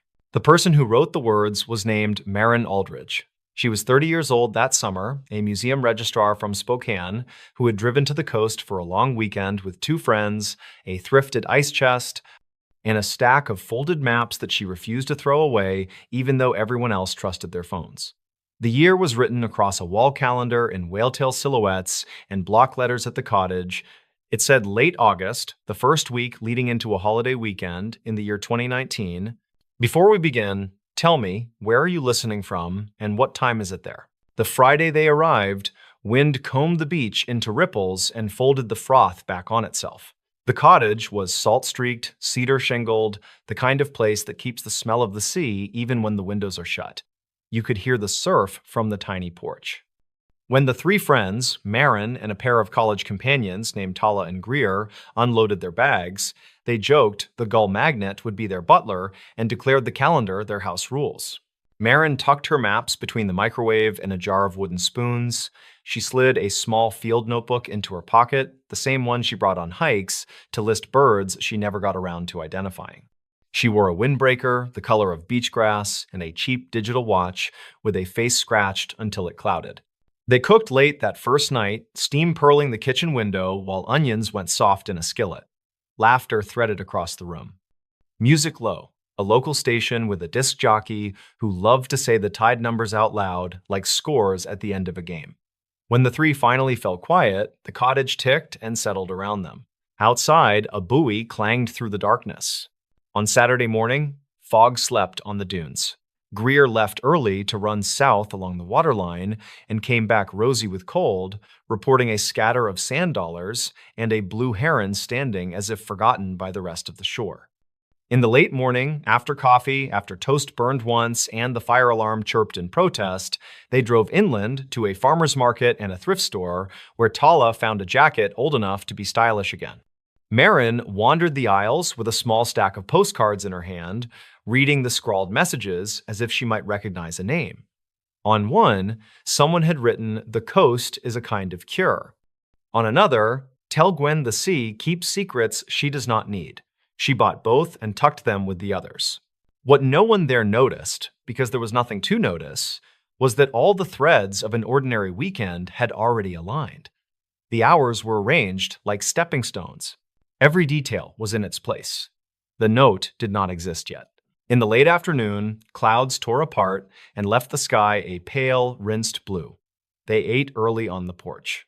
A gull stared with criminal intent at their salmon. The air smelled of cedar and the metallic tang of the tide. Tala read a text from a coworker and complained good-naturedly about the office. Greer worried about wildfire smoke that might drift into the valleys later in the week. Marin chewed thoughtfully and said she wanted to walk, just a short loop up the bluff trail and down toward the beach grass, to see if the small creek behind the cottage still made that silver sheet where it fanned into the sand. She fished the field notebook from her pocket and stuck it back. She made a small show of taking nothing with her, no bag, no water, just the windbreaker and the watch and a hair tie she had to twist twice to hold. She took a pen, the one she liked, with a fine needle tip. "What time is it?" Tala asked. "A little after 6, Marin said, glancing at the scratched face. "The light will hold. The fog's a rumor tonight." She stepped inside long enough to write the words, "Be right back" on the torn scrap and slip it beneath the gull magnet. Then, amused at herself for the ceremony of it, she said aloud to the empty kitchen, "I will." She could hear her friends on the porch laughing at something she had not caught. She closed the door gently, as if it were a sleeping child. The last image the two friends had of her was at the corner where the cottage path met the lane, her back a soft line of beachgrass green, her hair a loose plait dark against the jacket. She raised her hand in a small wave without turning around, then walked out of sight. The trail climbed into shade, Sitka spruce stitched the slope together, and the path, packed down by hikers and dogs, was wide enough for two abreast. At that hour, the day hikers were already gone. The air thinned and cooled in the trees. Somewhere above, crows heckled a hawk and went quiet. When the trail flattened and the canopy opened, the sound of the ocean returned, a steady breath taken in and out. Marin paused and looked across the low water to the headland, then took the right fork toward the bluff. She was not a risk-taker. She was the friend who made safe choices and brought spare socks.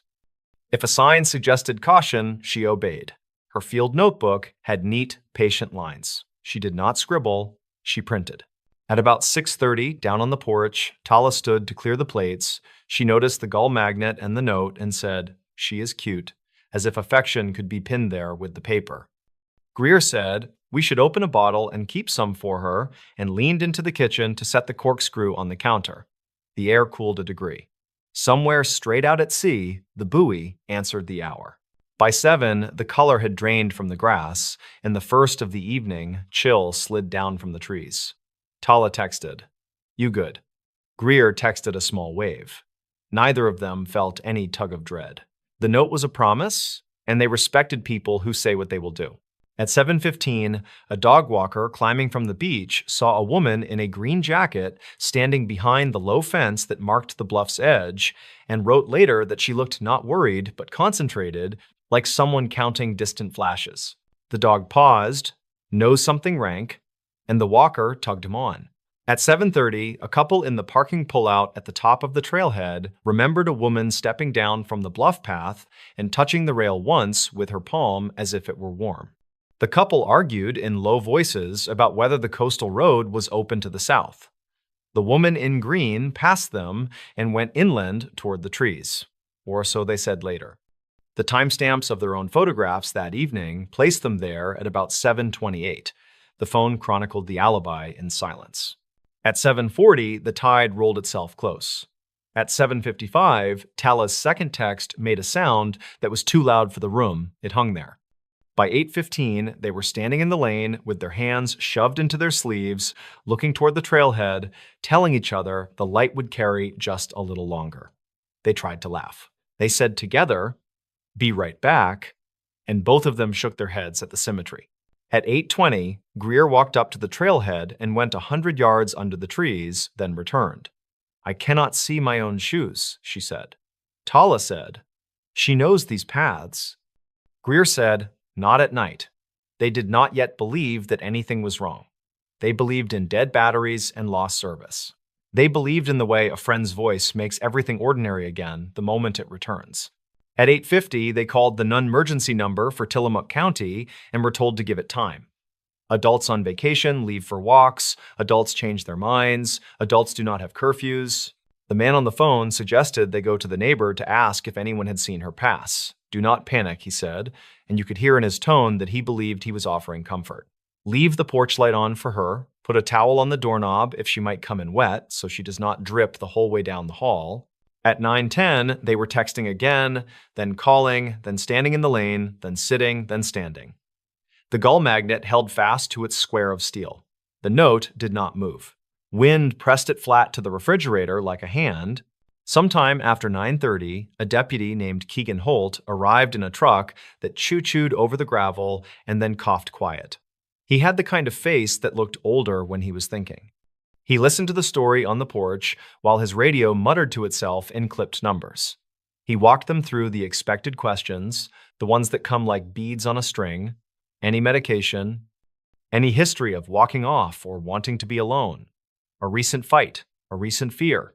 He asked to see the note. He looked at the gull magnet and the words and wrote in a small book of his own, printing with the same quiet patience Marin used when she labeled outgoing loans for the museum back home. When did you last see her? A little after 6. What was she wearing? Her windbreaker, the green one, jeans, shoes, not sandals. She is too careful for sandals on the bluff. She said she was going to look at the creek fan where it runs to the sand. Did she take a phone? She left it charging, Tala said, and the sound of that sentence cracked. Just once, like thin ice in a glass. The deputy made a call, then another. He went to the trailhead, stood with his light pointed down the path, and turned in a slow circle so the beam drew a pale ring on the trees. He broadcast a description. He asked a neighboring deputy to stop by the pullouts on the coastal road to flash a light over the rail where the bluff faced the sea.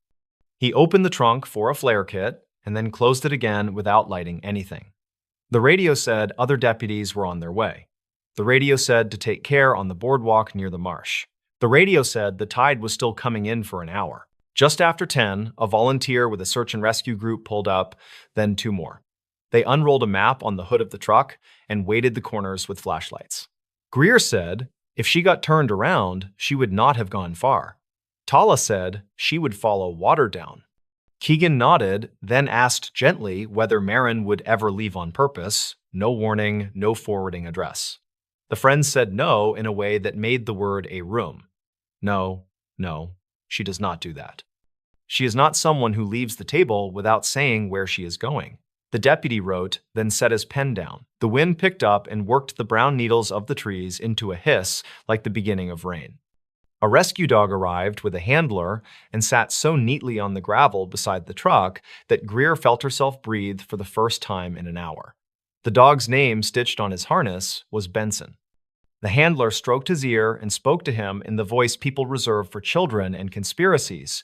Good work soon. A quiet job. Find our green jacket. After 11, the dog wandered the lane, then the trailhead, then the first switchback under the spruce.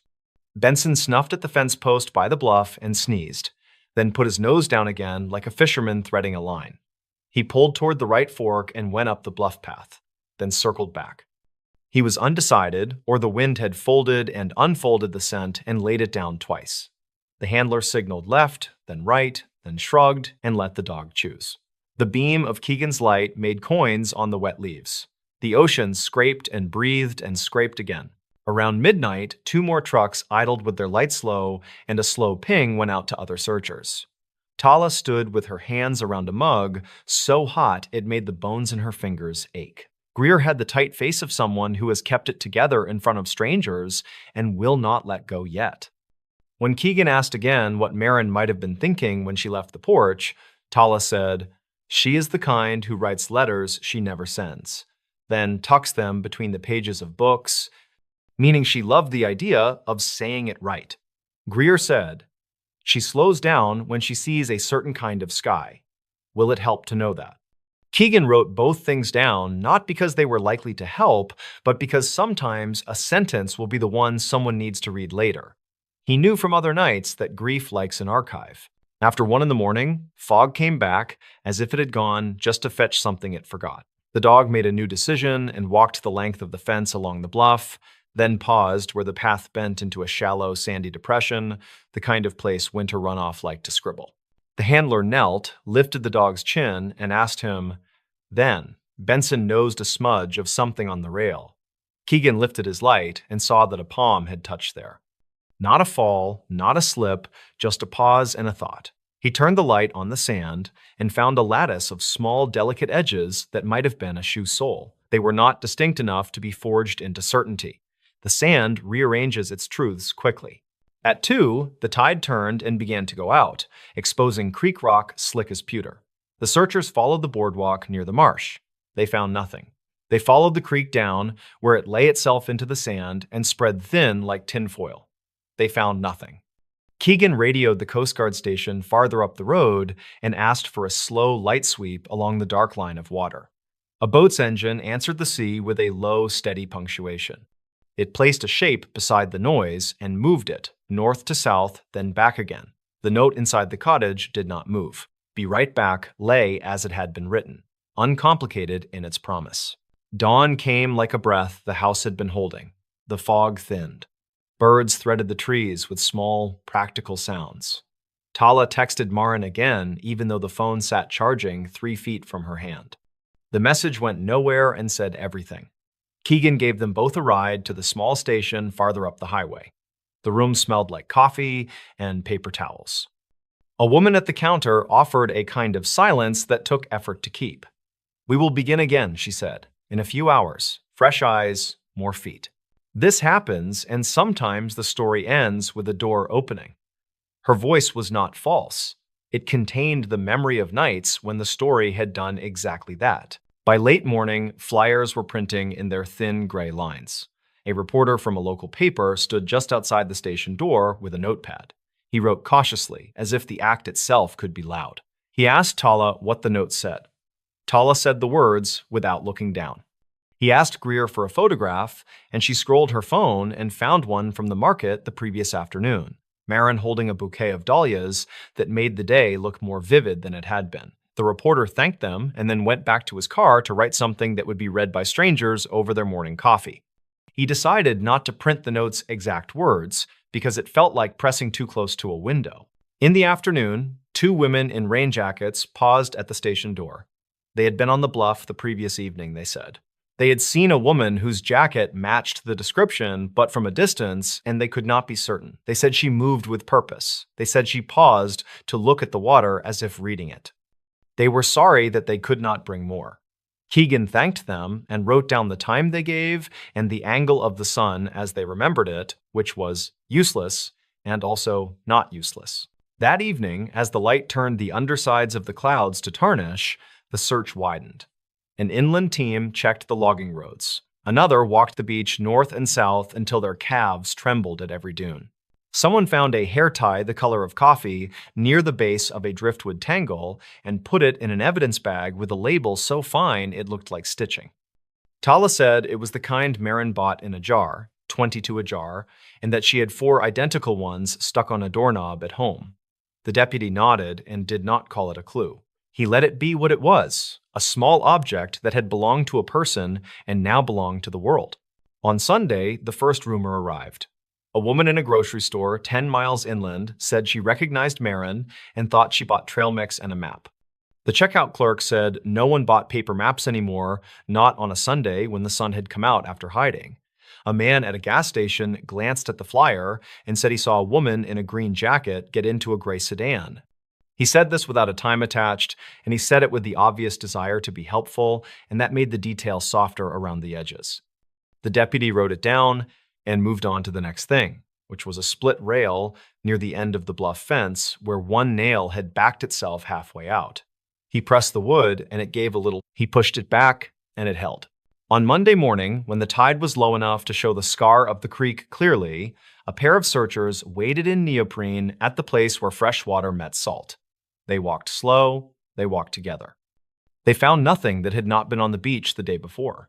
The buoy out at sea counted the hours, the gull magnet in the kitchen held steady. It was the most faithful witness the cottage had. Investigations widen like circles made by a thrown stone, and then they harden into lines. People are interviewed, workplaces checked, phone records examined, cameras along the coastal highway reviewed for slices of green jacket walking past a window of convenience store light. It is tedious work and holy work. On Tuesday, at her museum in Spokane, a supervisor named Anna printed a letter for anyone who asked. It said that Marin had not been in any kind of trouble, that she had asked for those days off months before, that she had signed the art shipping manifest for a temporary exhibit on the Thursday morning before she left for the coast, and she had done so in her quiet, neat print, each letter in her name set down as if it mattered. On Wednesday, a ranger who knew the bluff by seasons rather than days noted that a section of the path near the fence had been chafed by more footprints than usual and that the roots there made a shallow shelf like a step. It was the kind of place a person might pause to look for whales. It was the kind of place a person might shift their weight and then decide to step back. He told Keegan what he had noticed. Keegan thanked him and wrote the words. In the evening, rain came thin as thread. Not enough to soak, just enough to smudge edges. On Thursday, a volunteer walking south toward Proposal Rock found a small pen with a needle tip and brought it to the station in a plastic bag. The pen did not have a name on it. It was the kind Marin used because it made her print narrow and sharp. Tala held it and then handed it back. She said it could be anyone's, and for a moment, it seemed a kindness to let the world be full of identical pens. A week later, the flyers were taped and retaped, their corners curly as the fringe on the torn scrap in the kitchen. A woman from a larger newspaper called the station and asked to speak with Keegan.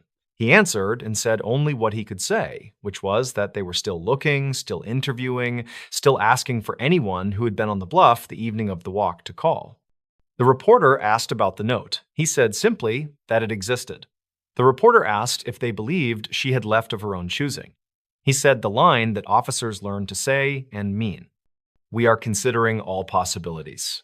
He meant, we are not closing any doors until a door closes itself. The door closed 2 weeks after the note. A fisherman working north of the headland saw color in the rack line that did not belong.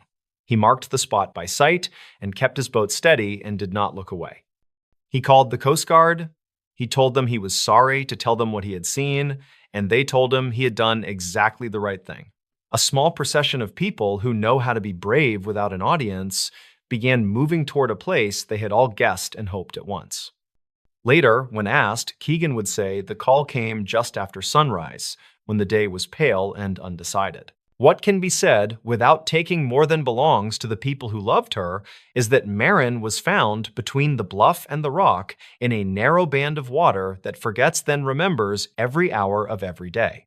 The ocean had carried her and then let her go. There were no marks of violence on her body. There were no signs that sent the narrative running down darker corridors. The medical examiner, in the manner of medical examiners, wrote what the water knows in a language of measured certainty. An accidental drowning, the document said. The words were not poetry, and they did not try to be. It is likely, based on the position and the time and what the ranger knew about the shallow shelf near the fence, that Marin stood where the view is best, where the headland swings out and the ocean widens. It is likely she set her hand on the rail as she had been seen to do. It is likely the sand gave a little, or her shoe shifted on a root, or she stepped down toward the edge to see better, and the bluff's face tilted her weight in a way she did not expect. It is not certain. The ocean swallows certainty and then speaks in hushing sounds that make you think for a moment that you hear an answer. You do not. You hear only the body's most ancient lullaby. Breathe, break, breathe again. Tala and Greer were brought to the station and told with care. The deputy chose words that could be held without cutting the hands that held them. He did not say lost, he did not say gone, he said found. He said her name and let it be the anchor of the sentence. He asked if there was someone he could call. They were two people at the center of a map that had folded too many times.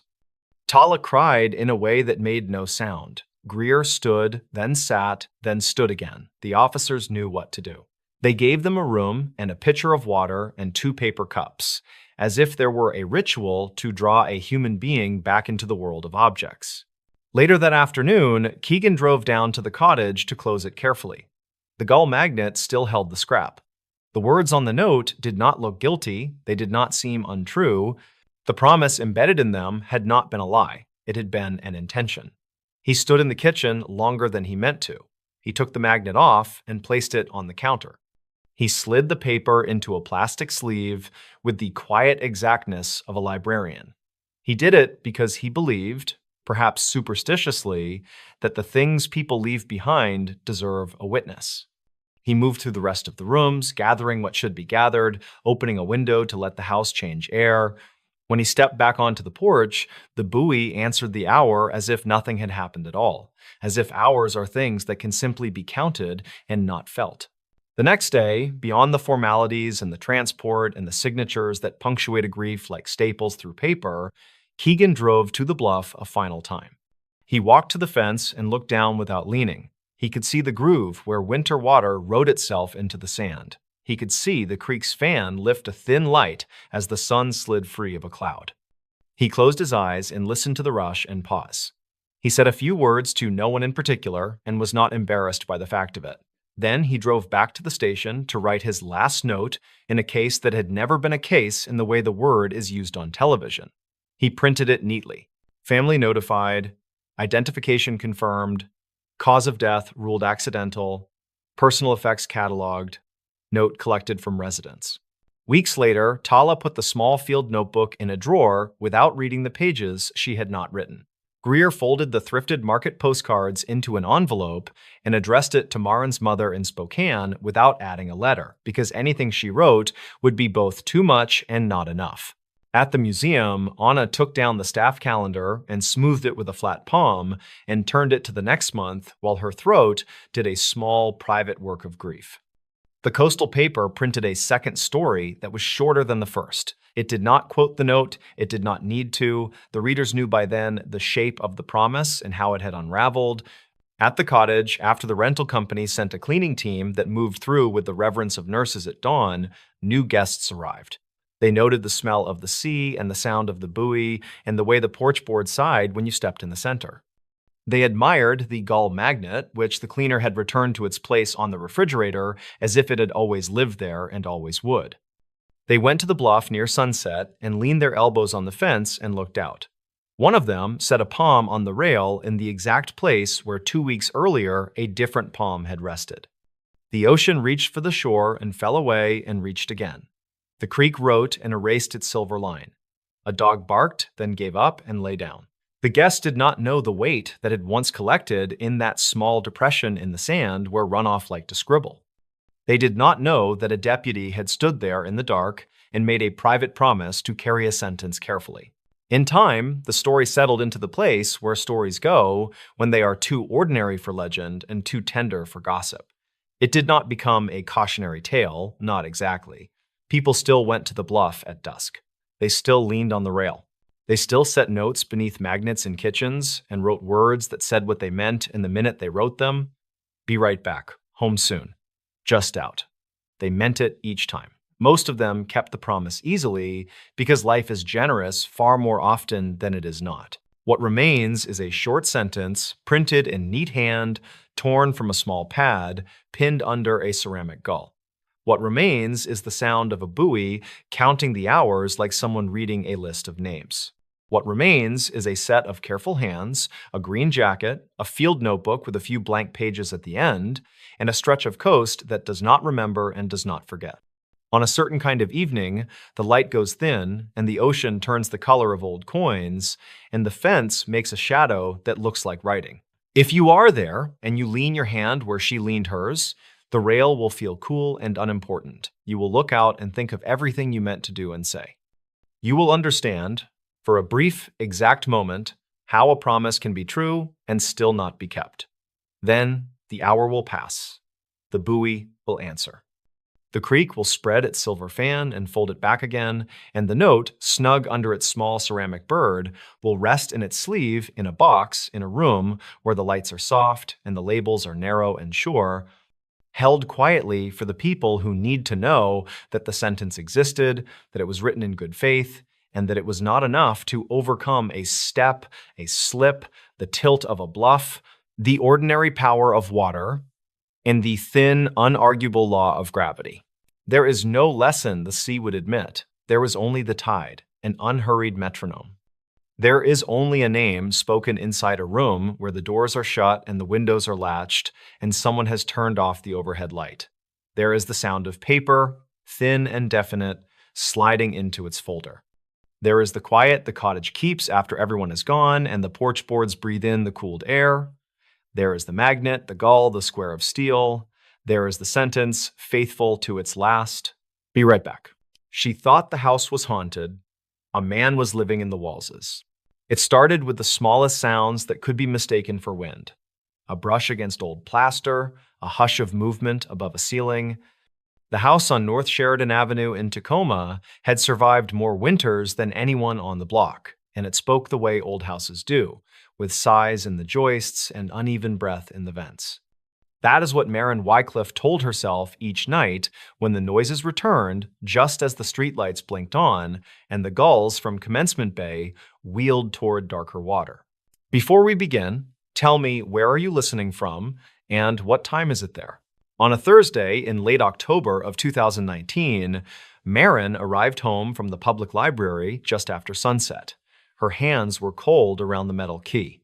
She had been cataloging donated paperbacks all day and wanted nothing more than a hot bath and a quiet hour with a biography she had set aside.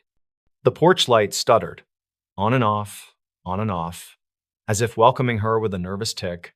She laughed softly, a single note that sounded like pretend courage, and stepped inside. From the entryway, she could smell damp wood and cedar. The house had belonged to a widowed teacher before Maren, a woman who kept bees and hung dried lavender bunches from the rafters. Maren liked the history of it, the way a home holds on to the people who cared enough to repair it. In the dining room, a framed photograph of Tacoma's old streetcars leaned against a wall that needed patching. In the small kitchen, a square window looked toward an alley where ivy climbed over a fence and kids scrawled bright initials under the utility meters. That night, the noise came again, but crisper. Tap, tap, a scrape. Then silence so complete she could hear the heat switch on in the basement. She set her grocery bag down and stood very still. Her breath found a fast rhythm that made her chest feel too small. She swallowed and called out in a voice that aimed for practical and landed somewhere near shaky. Hello. If someone is here, please answer. I am calling the police. Every cupboard was closed. Every door was locked. A curtain in the hallway stirred, though no window was open. Tap, tap. Then a dragging sound that seemed to move from the far bedroom toward the bathroom, where the clawfoot tub curved like a pale animal asleep. Maren's heartbeat rose and then steadied with a decision. She pulled out her phone and dialed her neighbor across the street, Madame O'Rourke, who preferred the French honorific because she said it made the mailman stand taller when he walked her steps. A retired piano teacher with sharp eyes and a softer smile, she answered on the first ring. Come stand on your porch, Maren said, trying to keep her voice level. Just for a minute, and listen. Within moments, Madame O'Rourke stood bundled in a thick cardigan, her posture precise even in slippers. From the porch, she tilted her head. The street was otherwise quiet, save for a bus a few blocks south groaning up a hill. Maren waited. Nothing. It is an old house, dear, Madame O'Rourke said after a long moment. They creak and clack when the air changes. Do you want Earl to come check the basement later? Earl was her son, who sometimes mowed lawns and sometimes disappeared for weeks fishing on a friend's boat. Marin thanked her, said she would be fine, and went back inside with a heart that would not agree to calm. In the bathroom, she touched the glass of the medicine cabinet. A thin fog from the earlier shower blurred her reflection at the edges. She wiped it away, and out of habit, she adjusted the small latch that kept the mirror shut. The next morning, the latch was open. Marin stood very still and felt a small but ferocious chill start at the base of her neck and fan outward. She had closed it. She remembered the click. She remembered the surety of that tiny sound. She tested it again, and it held fast. She turned her head and listened. The house offered a distant sigh, as if in apology. Over the following week, more minor wrongness drifted into place. A jar of coins turned so the label faced the wall, a kitchen chair pulled half an inch from the table, a speckled mug moved from its hook to the counter, handle angled just so, as if someone had set it down thoughtfully and left for a reason not explained. Each time, Marin searched for proof of her own carelessness, a moment when she had been distracted and left something where it did not belong. Each time, her memory insisted she was not mistaken. The noises were worst just before dawn. She would wake to the quiet thrill of adrenaline and hold her breath until her lungs protested, and in that held breath, there would be the faintest whisper of movement behind the walls. On a wet Monday in early November of the same year, she brought home a new lock for the back door, one with a heavier bolt. She called a handyman named Llewellyn Pardee, a quiet man with a hummingbird tattoo that looked ready to dart off his wrist. He arrived smelling of rain and pine soap. He replaced the lock and checked the basement windows, crouching to inspect the small latches that most people ignored. He tested each one and announced that they were sound. He climbed the narrow stairwell and looked at the attic hatch. He tugged the string and peered up into shadow and dust. "No footprints in the dust," he said, "and no signs the hatch has been moved in a while." He glanced at Marin, kindly puzzled. "You say you hear it mostly overnight." "Mostly," she said. "And sometimes when I get home, like someone is listening for me." His eyebrows pulled together, a small corrugation of concern. Mice could do small mischief, but not pull out a chair. Maybe there is a vent opening in a strange place, causing pressure when the air changes. "I can take a look at the ductwork next week."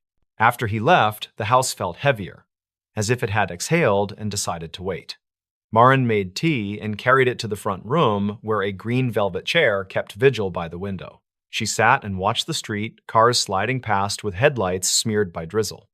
A woman in a red raincoat walked a beagle that stopped to sniff every microsecond of the world, as if the day's truth lived in damp leaves. Marin pressed her palms to the warm mug and tried to imagine what a rational person would do next. She decided to write it all down. Date, time, detail. She started a notebook and kept it by the fridge. Tuesday, just after 11 at night, hallway creak, 3 steps, then a soft thud. Wednesday, 5:15 in the morning, kitchen drawer open, spoon out, placed on counter. Thursday, just before 8 in the evening, a draft in the bathroom, mirror latch loose again. By the second week of November, she was waking with an ache in her jaw from clenching. Friends at the library noticed her quiet mood. Her coworker, a reference assistant named Etta Holcomb, asked if she wanted to house sit her sister's condo while they were away for the holiday. Marin considered it, then shook her head, slow and firm. Leaving would not answer the question of what was happening inside her own house. It would only stretch the fear across a different set of days and walls. On a wind-colder Friday, the answer began to show itself in a way so clumsy that it felt like a dare. Marin came home and found a single page torn from a magazine tucked under the living room rug. It was a recipe, the edges ragged from hurried hands, and it had been folded into quarters and pressed flat, as if someone had used their full weight to hide it quickly. The recipe was for cider brine chicken. A rectangle of tape clung to one side with lint and grit stuck to its edge. Her mouth dried as she stared. The room's corners seemed to lean toward her, a narrowing. The rug had not been moved since she first put it down in early autumn. She lifted the rug and looked for more, her hands shaking. Dust and a penny. Nothing else. She took the page to her neighbor. Madame O'Rourke pressed her lips together and made a small, dismayed sound. Maybe a draft lifted it from a stack and it floated right there, dear. Under the rug, Marin said. Tucked, then taped. I do not keep magazines like this. And I do not have tape in the living room. Madame O'Rourke's expression changed, the sturdy lines of her face tightening with alertness. Come back to my porch for a bit, she said. Let us think. She poured Marin tea that smelled of orange and clove and brought out a dish of shortbread, placing it on a crocheted mat with small daisies. The porch had seen 100 piano students come and go, had held grandparents and late-night phone calls, and a small dog named Reggie who barked only at delivery people. It felt like a place where the walls kept confidence without being complicit. You will call the police, Madame said gently. Not because you are certain, because you are frightened. That is reason enough. The officer who arrived a half hour later was named Thaddeus Rook. He was patient and soft-spoken, a man whose posture said he knew the harm that certainty can do when it is wrong. He walked through the house, his pen ready but not eager. He inspected the doors. He glanced at the open spoon drawer, at the notebook by the fridge with its careful notes, then at the single magazine page sealed in a plastic sandwich bag Marin found under the sink. Has anyone else had a key, Miss Wycliffe? Only the realtor, long ago. And the handyman this week, but he was with me the whole time. A friend once watched the place when I first moved in, but she returned the key. I have not given one to anyone else. Thaddeus nodded and wrote in neat print. He crouched by the baseboards and looked for pry marks. He stood at the bathroom and touched the mirror frame, barely moving it, his eyes narrowing in thought. He turned and studied the wall to the right of the tub, where a section of sheetrock, discolored by age, met an older seam. The previous owner did some work back here, he said. See the line. That is newer. Have you ever opened the hollow behind the tub? Many houses this age have a plumbing chase, a space between walls that sometimes runs the entire length of a house. Often they lead to crawl spaces. Sometimes they can be accessed from the basement, sometimes from the attic. Marin felt her stomach tilt. I have not. He followed the wall back into the hallway and measured with his stride, counting off the distance from the bathroom to the far bedroom closet. He opened the closet and leaned his shoulder into the back panel. It gave a fraction of an inch, then held. May I, he said, gesturing to his multi-tool. She nodded, a frightening relief swimming up so quickly her eyes prickled. He cut a clean rectangle along a seam that looked more decorative than structural. When the panel fell forward, dust fanned out and a smell rose up, a mix of cold and old laundry and unwashed skin. Marin's throat clenched against a gag. Thaddeus switched on his flashlight and aimed it into the dark. The beam caught the outline of a narrow space just wide enough for a person to slide through sideways, the vertical ribs of two walls framing a hidden corridor that ran behind the rooms like a secret vein. He angled the beam downward. The floor inside the corridor showed smudges where footsteps had polished dust into an uneven shine. Finger marks scalloped the edges of the opening, the black crescents of grime worked into grooves, shallow shelves had been carved crudely between studs. On them sat 2 empty water bottles, a single glove, and a small radio without batteries. A half-eaten protein bar lay unwrapped on a rag that might have once been a t-shirt. Marin heard a sound come out of her that she had never made before, a breath that turned into a low moan and then continued, as if she had bent some internal instrument and could not make it stop. Thaddeus glanced back at her and lifted a hand that seemed to settle the air. Let us step outside for a second, he said. He radioed for another unit in a voice as calm as the quiet before a snow. On the porch, the late afternoon had turned the color of pewter. Rain began as a mist that made everything slightly more real. Thaddeus positioned her near the banister and asked gentle questions. Whether there had been thefts in the house or only disturbances, whether she had noticed food missing, whether she had seen anyone lingering in the alley. She thought of the protein bar and realized that, yes, a few cans had disappeared from the pantry. A jar of peanuts had felt lighter. Bread gone faster than she could account for. Minus 1 spoon. Minus a washcloth. Minus a sense of belonging in the place she owned. A second patrol car arrived. Officer Inez Paramo, compact and quick-eyed, joined them. Together, the 2 officers re-entered the house. Marin hovered at the threshold and then followed a few steps behind because not knowing had become unbearable. The hallway seemed longer now, the floorboards pulled tight with tension, the closet yawned open with its square mouth, the cut panel leaned against the bed like a warning shield. The flashlight beam slid along the corridor and paused on something printed on the wall. A line of calendar pages had been taped up in a column, days crossed out with careful slashes. The months were not current, they were stolen from old mailers, public flyers, a hardware store giveaway. The slashes formed a rhythm, steady until they broke into a stutter across the week of Thanksgiving. Next to one date in that week, someone had written a single word in pencil: cold. Inez whispered that someone had been living there a while. Thaddeus nodded once. They pressed forward, moving slowly, announcing themselves in clear voices that tilted toward kindness because kindness can keep people from doing desperate things when they are cornered. Tacoma Police. Come out slowly. We are here to help. Do not make any sudden moves. You will not be harmed. Silence. Then a rustle. A scraping inch by inch against wood that sounded like a person trying to become part of shadow. The flashlight beam steadied. A face blinked into view between studs, eyes wide, cheeks gaunt under a scrim of beard.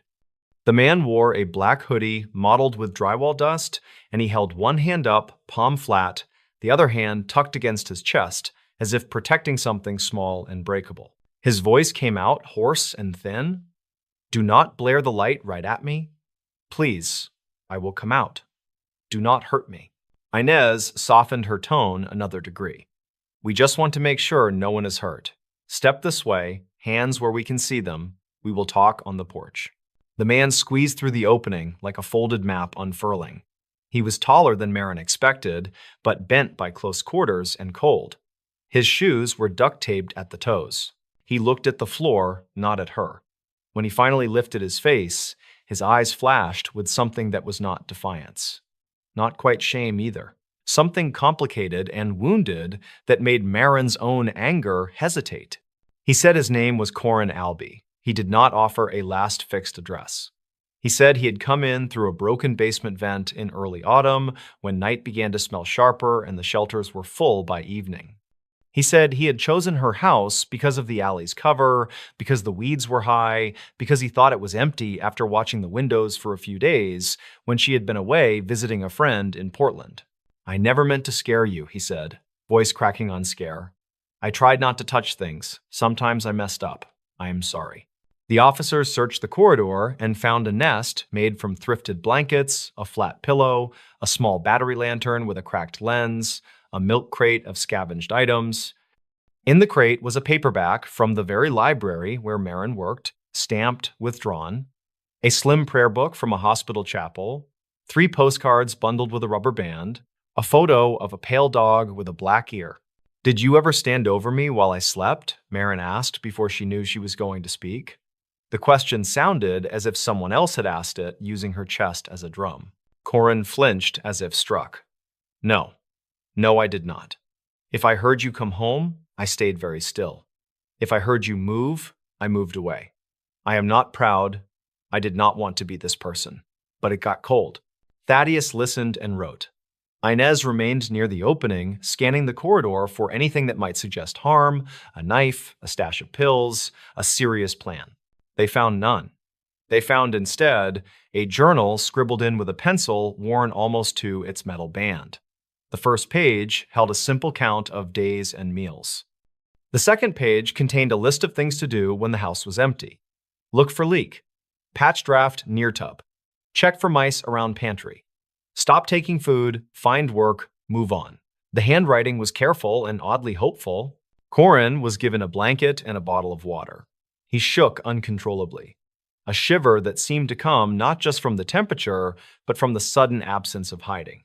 He kept glancing toward the opening as if part of his mind remained there like a limb not yet aware it had been freed. Thaddeus explained the options in a voice that respected the fact that this was a house and also a crime. There would be trespassing charges and maybe burglary, though the missing items would matter to the charge. There would be resources, a shelter, a counselor, a court date. He explained that the decision to press charges would involve the city, not only the homeowner.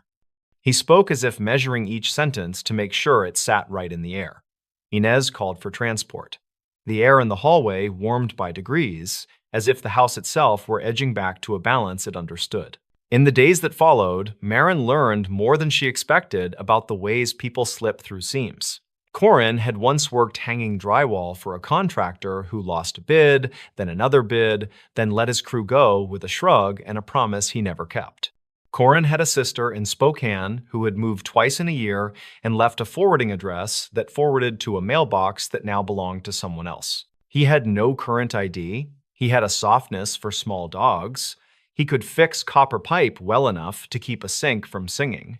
She learned these facts slowly because people in uniforms asked questions and people in plain clothes came to the porch and asked if she wanted to give a statement. She gave one, careful and unadorned. She had heard sounds. She had found the hiding place. The officers discovered him. She had not been harmed, though harm had happened in a different way that did not leave marks.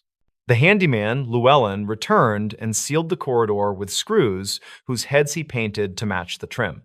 He adjusted the bathroom mirror so the latch settled with a snug finality. He added a grate to the basement vent that looked like an exclamation mark finally turned into a period. When he finished, he stood with her in the kitchen and poured coffee from a thermos he carried everywhere. The coffee tasted like one strong thing in a week of weak ones. "You did everything right," he said, "even the frightened part. Fear keeps people cautious. Caution keeps people alive." The neighborhood adjusted too. Madame O'Rourke started leaving her porch light on from dusk to dawn. Earl fixed the motion sensor over Marin's back steps. The woman with the beagle changed her route and passed by more often in the evening, waving with a smile that reached all the way to her eyebrows. Children stopped chalking their initials in the alley and began drawing circles that looked like eyes.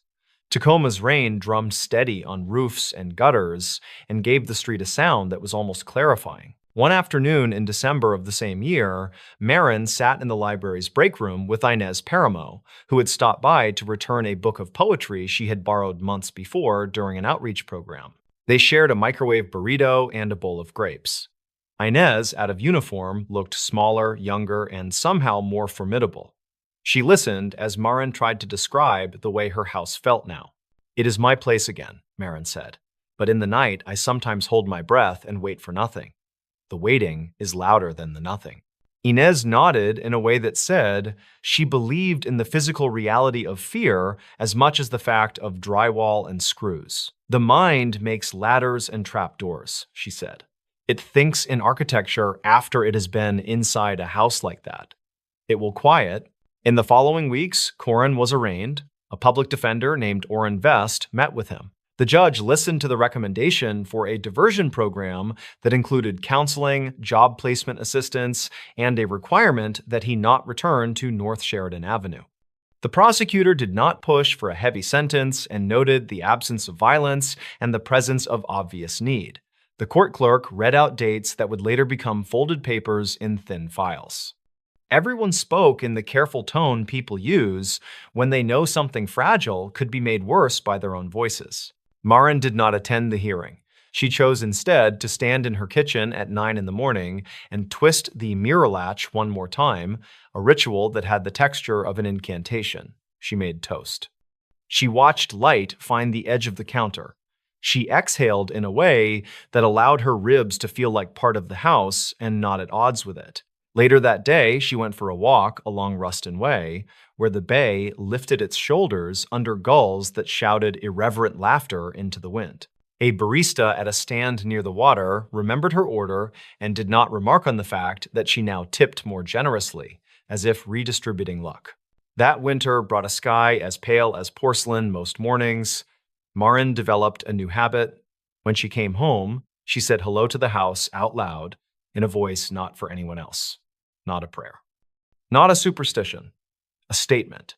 I am here. This is mine. You are safe with me, and I am safe with you. On a late Sunday in January of 2020, after the holiday lights had been taken down and the street wore its familiar dimness again, Marin received a letter from a shelter downtown. It was short. It thanked her for cooperating with outreach resources and for speaking with the advocate who called the week after the incident. It said that Corin had entered a program. It said he had asked that the shelter deliver a small envelope to her if she agreed. The advocate had asked, gently, whether she wanted it. She had agreed, and now the envelope sat on her dining room table. She washed her hands, she opened the flap, and slid out a single page folded twice. The handwriting was careful, like the list in the journal. The words were simple. I am sorry. I believe you were kind even when you were frightened. I did wrong.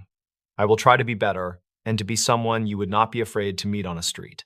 Thank you for not making me into a ghost. Her throat closed around a feeling she had not named yet. Not forgiveness, not even relief. Something like permission to build a life again, not only a habit of vigilance.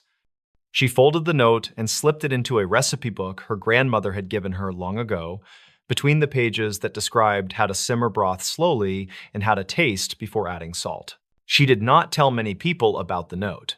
It felt like something that would be diminished by more air than it needed.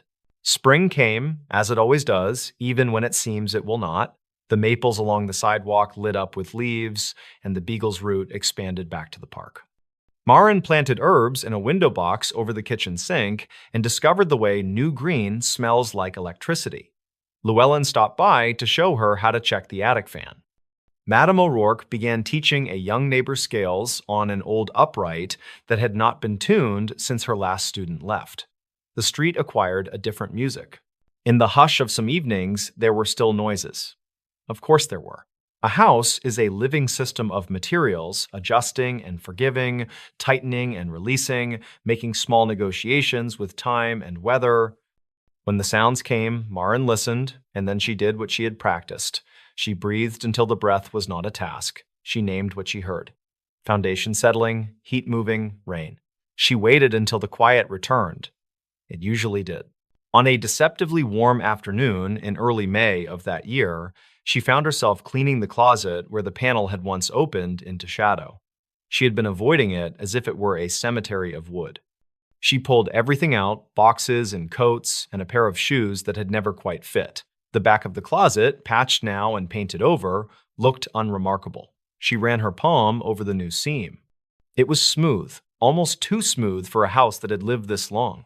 She pressed her hand there and imagined the corridor on the other side, empty, filled only with the quiet that wood holds like memory.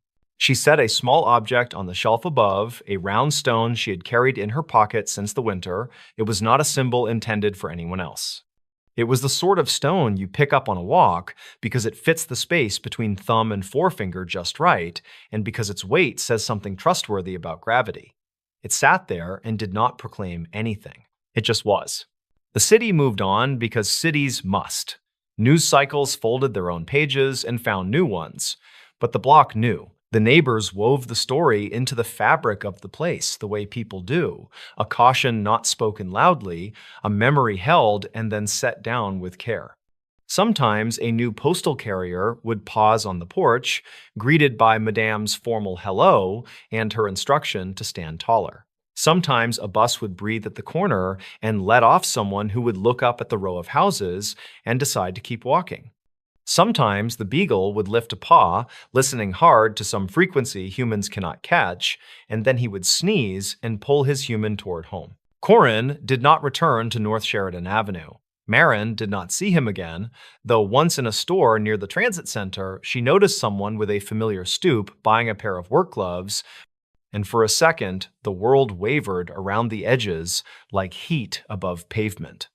The man turned and was not Corin. Her breath steadied. She bought a packet of screws and went home to tighten the hinge on a kitchen cabinet that had begun to squeak. The hinge quieted. The cabinet closed with a sound that felt honest. By summer, the house had developed a new rhythm that included less dread and more trivial pleasure. Light moved across the wood floors in long stripes. A friend visited and slept in the guest room without waking in the night. Maren read books on the porch and learned to identify the call of a particular crow that liked the fur at the corner. She cooked the cider brine chicken from the torn recipe, not because of the history of the page, but because she had always meant to try it. She brined it overnight in a bowl big enough to whisper ocean. She roasted it until the skin crackled. She ate it at the table alone and then shared leftovers with Madame 2 doors down. They agreed it tasted like something worth repeating. There were still nights when Marin would wake and the house would hesitate. She did not blame the house for this. She did not blame herself. She stood and walked the hallway, not as a guard, but as a person who belongs where she stands. In the bathroom, she touched the mirror latch and listened for the click. She watched her reflection. She looked less haunted than she had feared. She looked like someone who had been afraid and had not lost the ability to be ordinary. On a morning in late September of the following year, after a long walk by the water, she returned to find a letter without a return address. She opened it on the stoop. Inside was a sheet torn from a job intake form. A few lines had been filled out: name, date, position applied for at a warehouse off South Orchard Street. At the bottom, a small note: I have a place now, and a bed. No walls to hide in. Thank you for not turning me into a story that ends with a door slamming. She read it twice. She did not tell anyone. She slid the note into the same recipe book near the other one. She poured herself coffee and sat at the small table by the window and let the day cross its own threshold into being. Outside, the trolley of gulls scissored the sky. Someone down the block started a lawnmower. A bus breathed and then moved on. The house, in its ordinary way, gathered all these sounds and made them into a song that no one would dance to, but most people could live inside. He pretended to be a Rockefeller and got away with murder. The story begins not in the skyscrapers of New York or the white mansions of Boston, but in a small town in Bavaria, West Germany, during the early 1960s. In a quiet community, among rolling fields and narrow streets, a boy named Christian Karl Gerhardsreiter was born in February of 1961. His parents were ordinary people, living without wealth or privilege. Yet from his earliest years, Christian displayed an unusual hunger for reinvention. He was restless in the life he had been given and longed for something bigger, grander, something that would take him across the ocean and into the heart of America. By his late teenage years, Christian became fixated on the idea of leaving Germany behind. In 1978, at just 17 years old, he managed to secure a student visa and traveled to the United States. When he landed, he carried with him not just a suitcase, but also an ambition that would shape the rest of his life. He did not want to be Christian, the son of modest parents from Bavaria. He wanted to become someone else, someone important, someone with status. This was the beginning of a lifelong deception. Throughout the late 1970s and into the early 1980s, he wandered across different states. He enrolled briefly in community college classes, he stayed with host families, and he tried different names. At one point, he called himself Christopher Chichester, an English aristocrat with a hint of mystery. He introduced himself to wealthy families in San Marino, California, an affluent community northeast of Los Angeles, and quickly began to charm his way into their circles. His accent, his mannerisms, his fabricated tales of noble ancestry all made him appear eccentric, but in a way that appealed to certain people who were drawn to the exotic. He wore tailored jackets, spoke of film projects, and claimed to be descended from European royalty. It was all a performance, but one that was convincing enough for him to gain access to homes, dinner parties, and opportunities that would otherwise have been out of reach. It was in San Marino, during the early 1980s, that Christian crossed paths with a young couple named John and Linda Sohus. They lived in a modest home on Lorraine Road, not far from where Christian, calling himself Chichester, had taken up residence with a local family who had allowed him to rent their guest house. Neighbors thought he was peculiar, but not dangerous. He spoke of connections to Hollywood, of plans to travel, and of friends in high places. What they did not know was that behind his polite smile lay something far darker. In the winter of 1985, John and Linda suddenly vanished. They told friends they might be leaving for a job opportunity on the East Coast, perhaps even abroad. After that, no one saw them again. Christian, the supposed English nobleman living next door, gave vague answers when asked. He hinted they had been recruited for secret government work. He dismissed questions with a casual wave. Months passed, and then years with no clear answers. The Sohus family grieved, neighbors whispered, and suspicion lingered, but there was no proof, no bodies, no clear trail. Then, in the backyard of their San Marino home, construction workers later unearthed human remains. It was John Sohus. Linda's body was never found.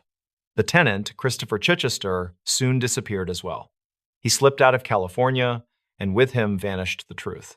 By the late 1980s and into the 1990s, Christian's deception only grew bolder. He cycled through names from Christopher Mountbatten to Christopher Crowe, posing as a Wall Street broker in New York.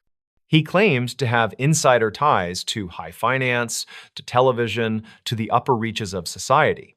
But perhaps his most audacious transformation came when he began to call himself Clark Rockefeller. With that single choice, he attached himself to one of the most powerful names in American history. To those who met him, he was Clark, the eccentric but brilliant descendant of oil baron John D. Rockefeller. He told stories of family estates, of yachts, of old money traditions. He dressed in preppy fashion, walked small dogs through Manhattan, and avoided questions with a mix of arrogance and charm. People believed him, or at least enough of them did to let him pass. In the mid-1990s, in New York, he met a successful businesswoman named Sandra Boss. She was intelligent, a Harvard graduate, and a partner at a prestigious consulting firm. Yet even she was drawn in by Clark's charm and by the aura of old money that surrounded him. They married in 1995, and for years, she accepted his identity without question. Together, they lived in high society, attending galas and dinners, with Clark spinning elaborate tales of family connections. He isolated her, discouraged her from inviting his so-called relatives into their lives, and maintained strict control over their world. In 2001, they had a daughter, whom he adored in his own obsessive way. To outsiders, they looked like a wealthy, if somewhat unusual, couple. Behind the facade, Sandra was enduring manipulation, secrecy, and increasing unease. By 2007, the marriage collapsed. Sandra filed for divorce, and in the process, the carefully constructed mask of Clark Rockefeller began to slip. Investigators and lawyers tried to verify his family ties, his supposed wealth, his claimed lineage. Nothing checked out. There were no birth records, no legitimate Rockefeller relatives who recognized him, no evidence that he was who he claimed. Still, Clark clung to the identity, refusing to let go of the fiction that had carried him for decades. Then, in the summer of 2008, during a supervised visit with his daughter in Boston, he staged a shocking act. As the social worker looked away, Clark forced his daughter into a waiting car and disappeared. It was a desperate act of abduction, an attempt to keep control of the only family bond he had left. The FBI launched a nationwide search. For days, headlines blared with the story of the fake Rockefeller who had kidnapped his own child. Authorities traced him to Baltimore, Maryland, where he was living under yet another false name in a rented apartment. He was arrested, his daughter safely returned to her mother. At last, the web of lies began to unravel. As investigators dug deeper, the truth emerged. Clark Rockefeller was not a Rockefeller at all. He was Christian Karl Gerhardsreiter from Bavaria, a man who had spent 3 decades weaving false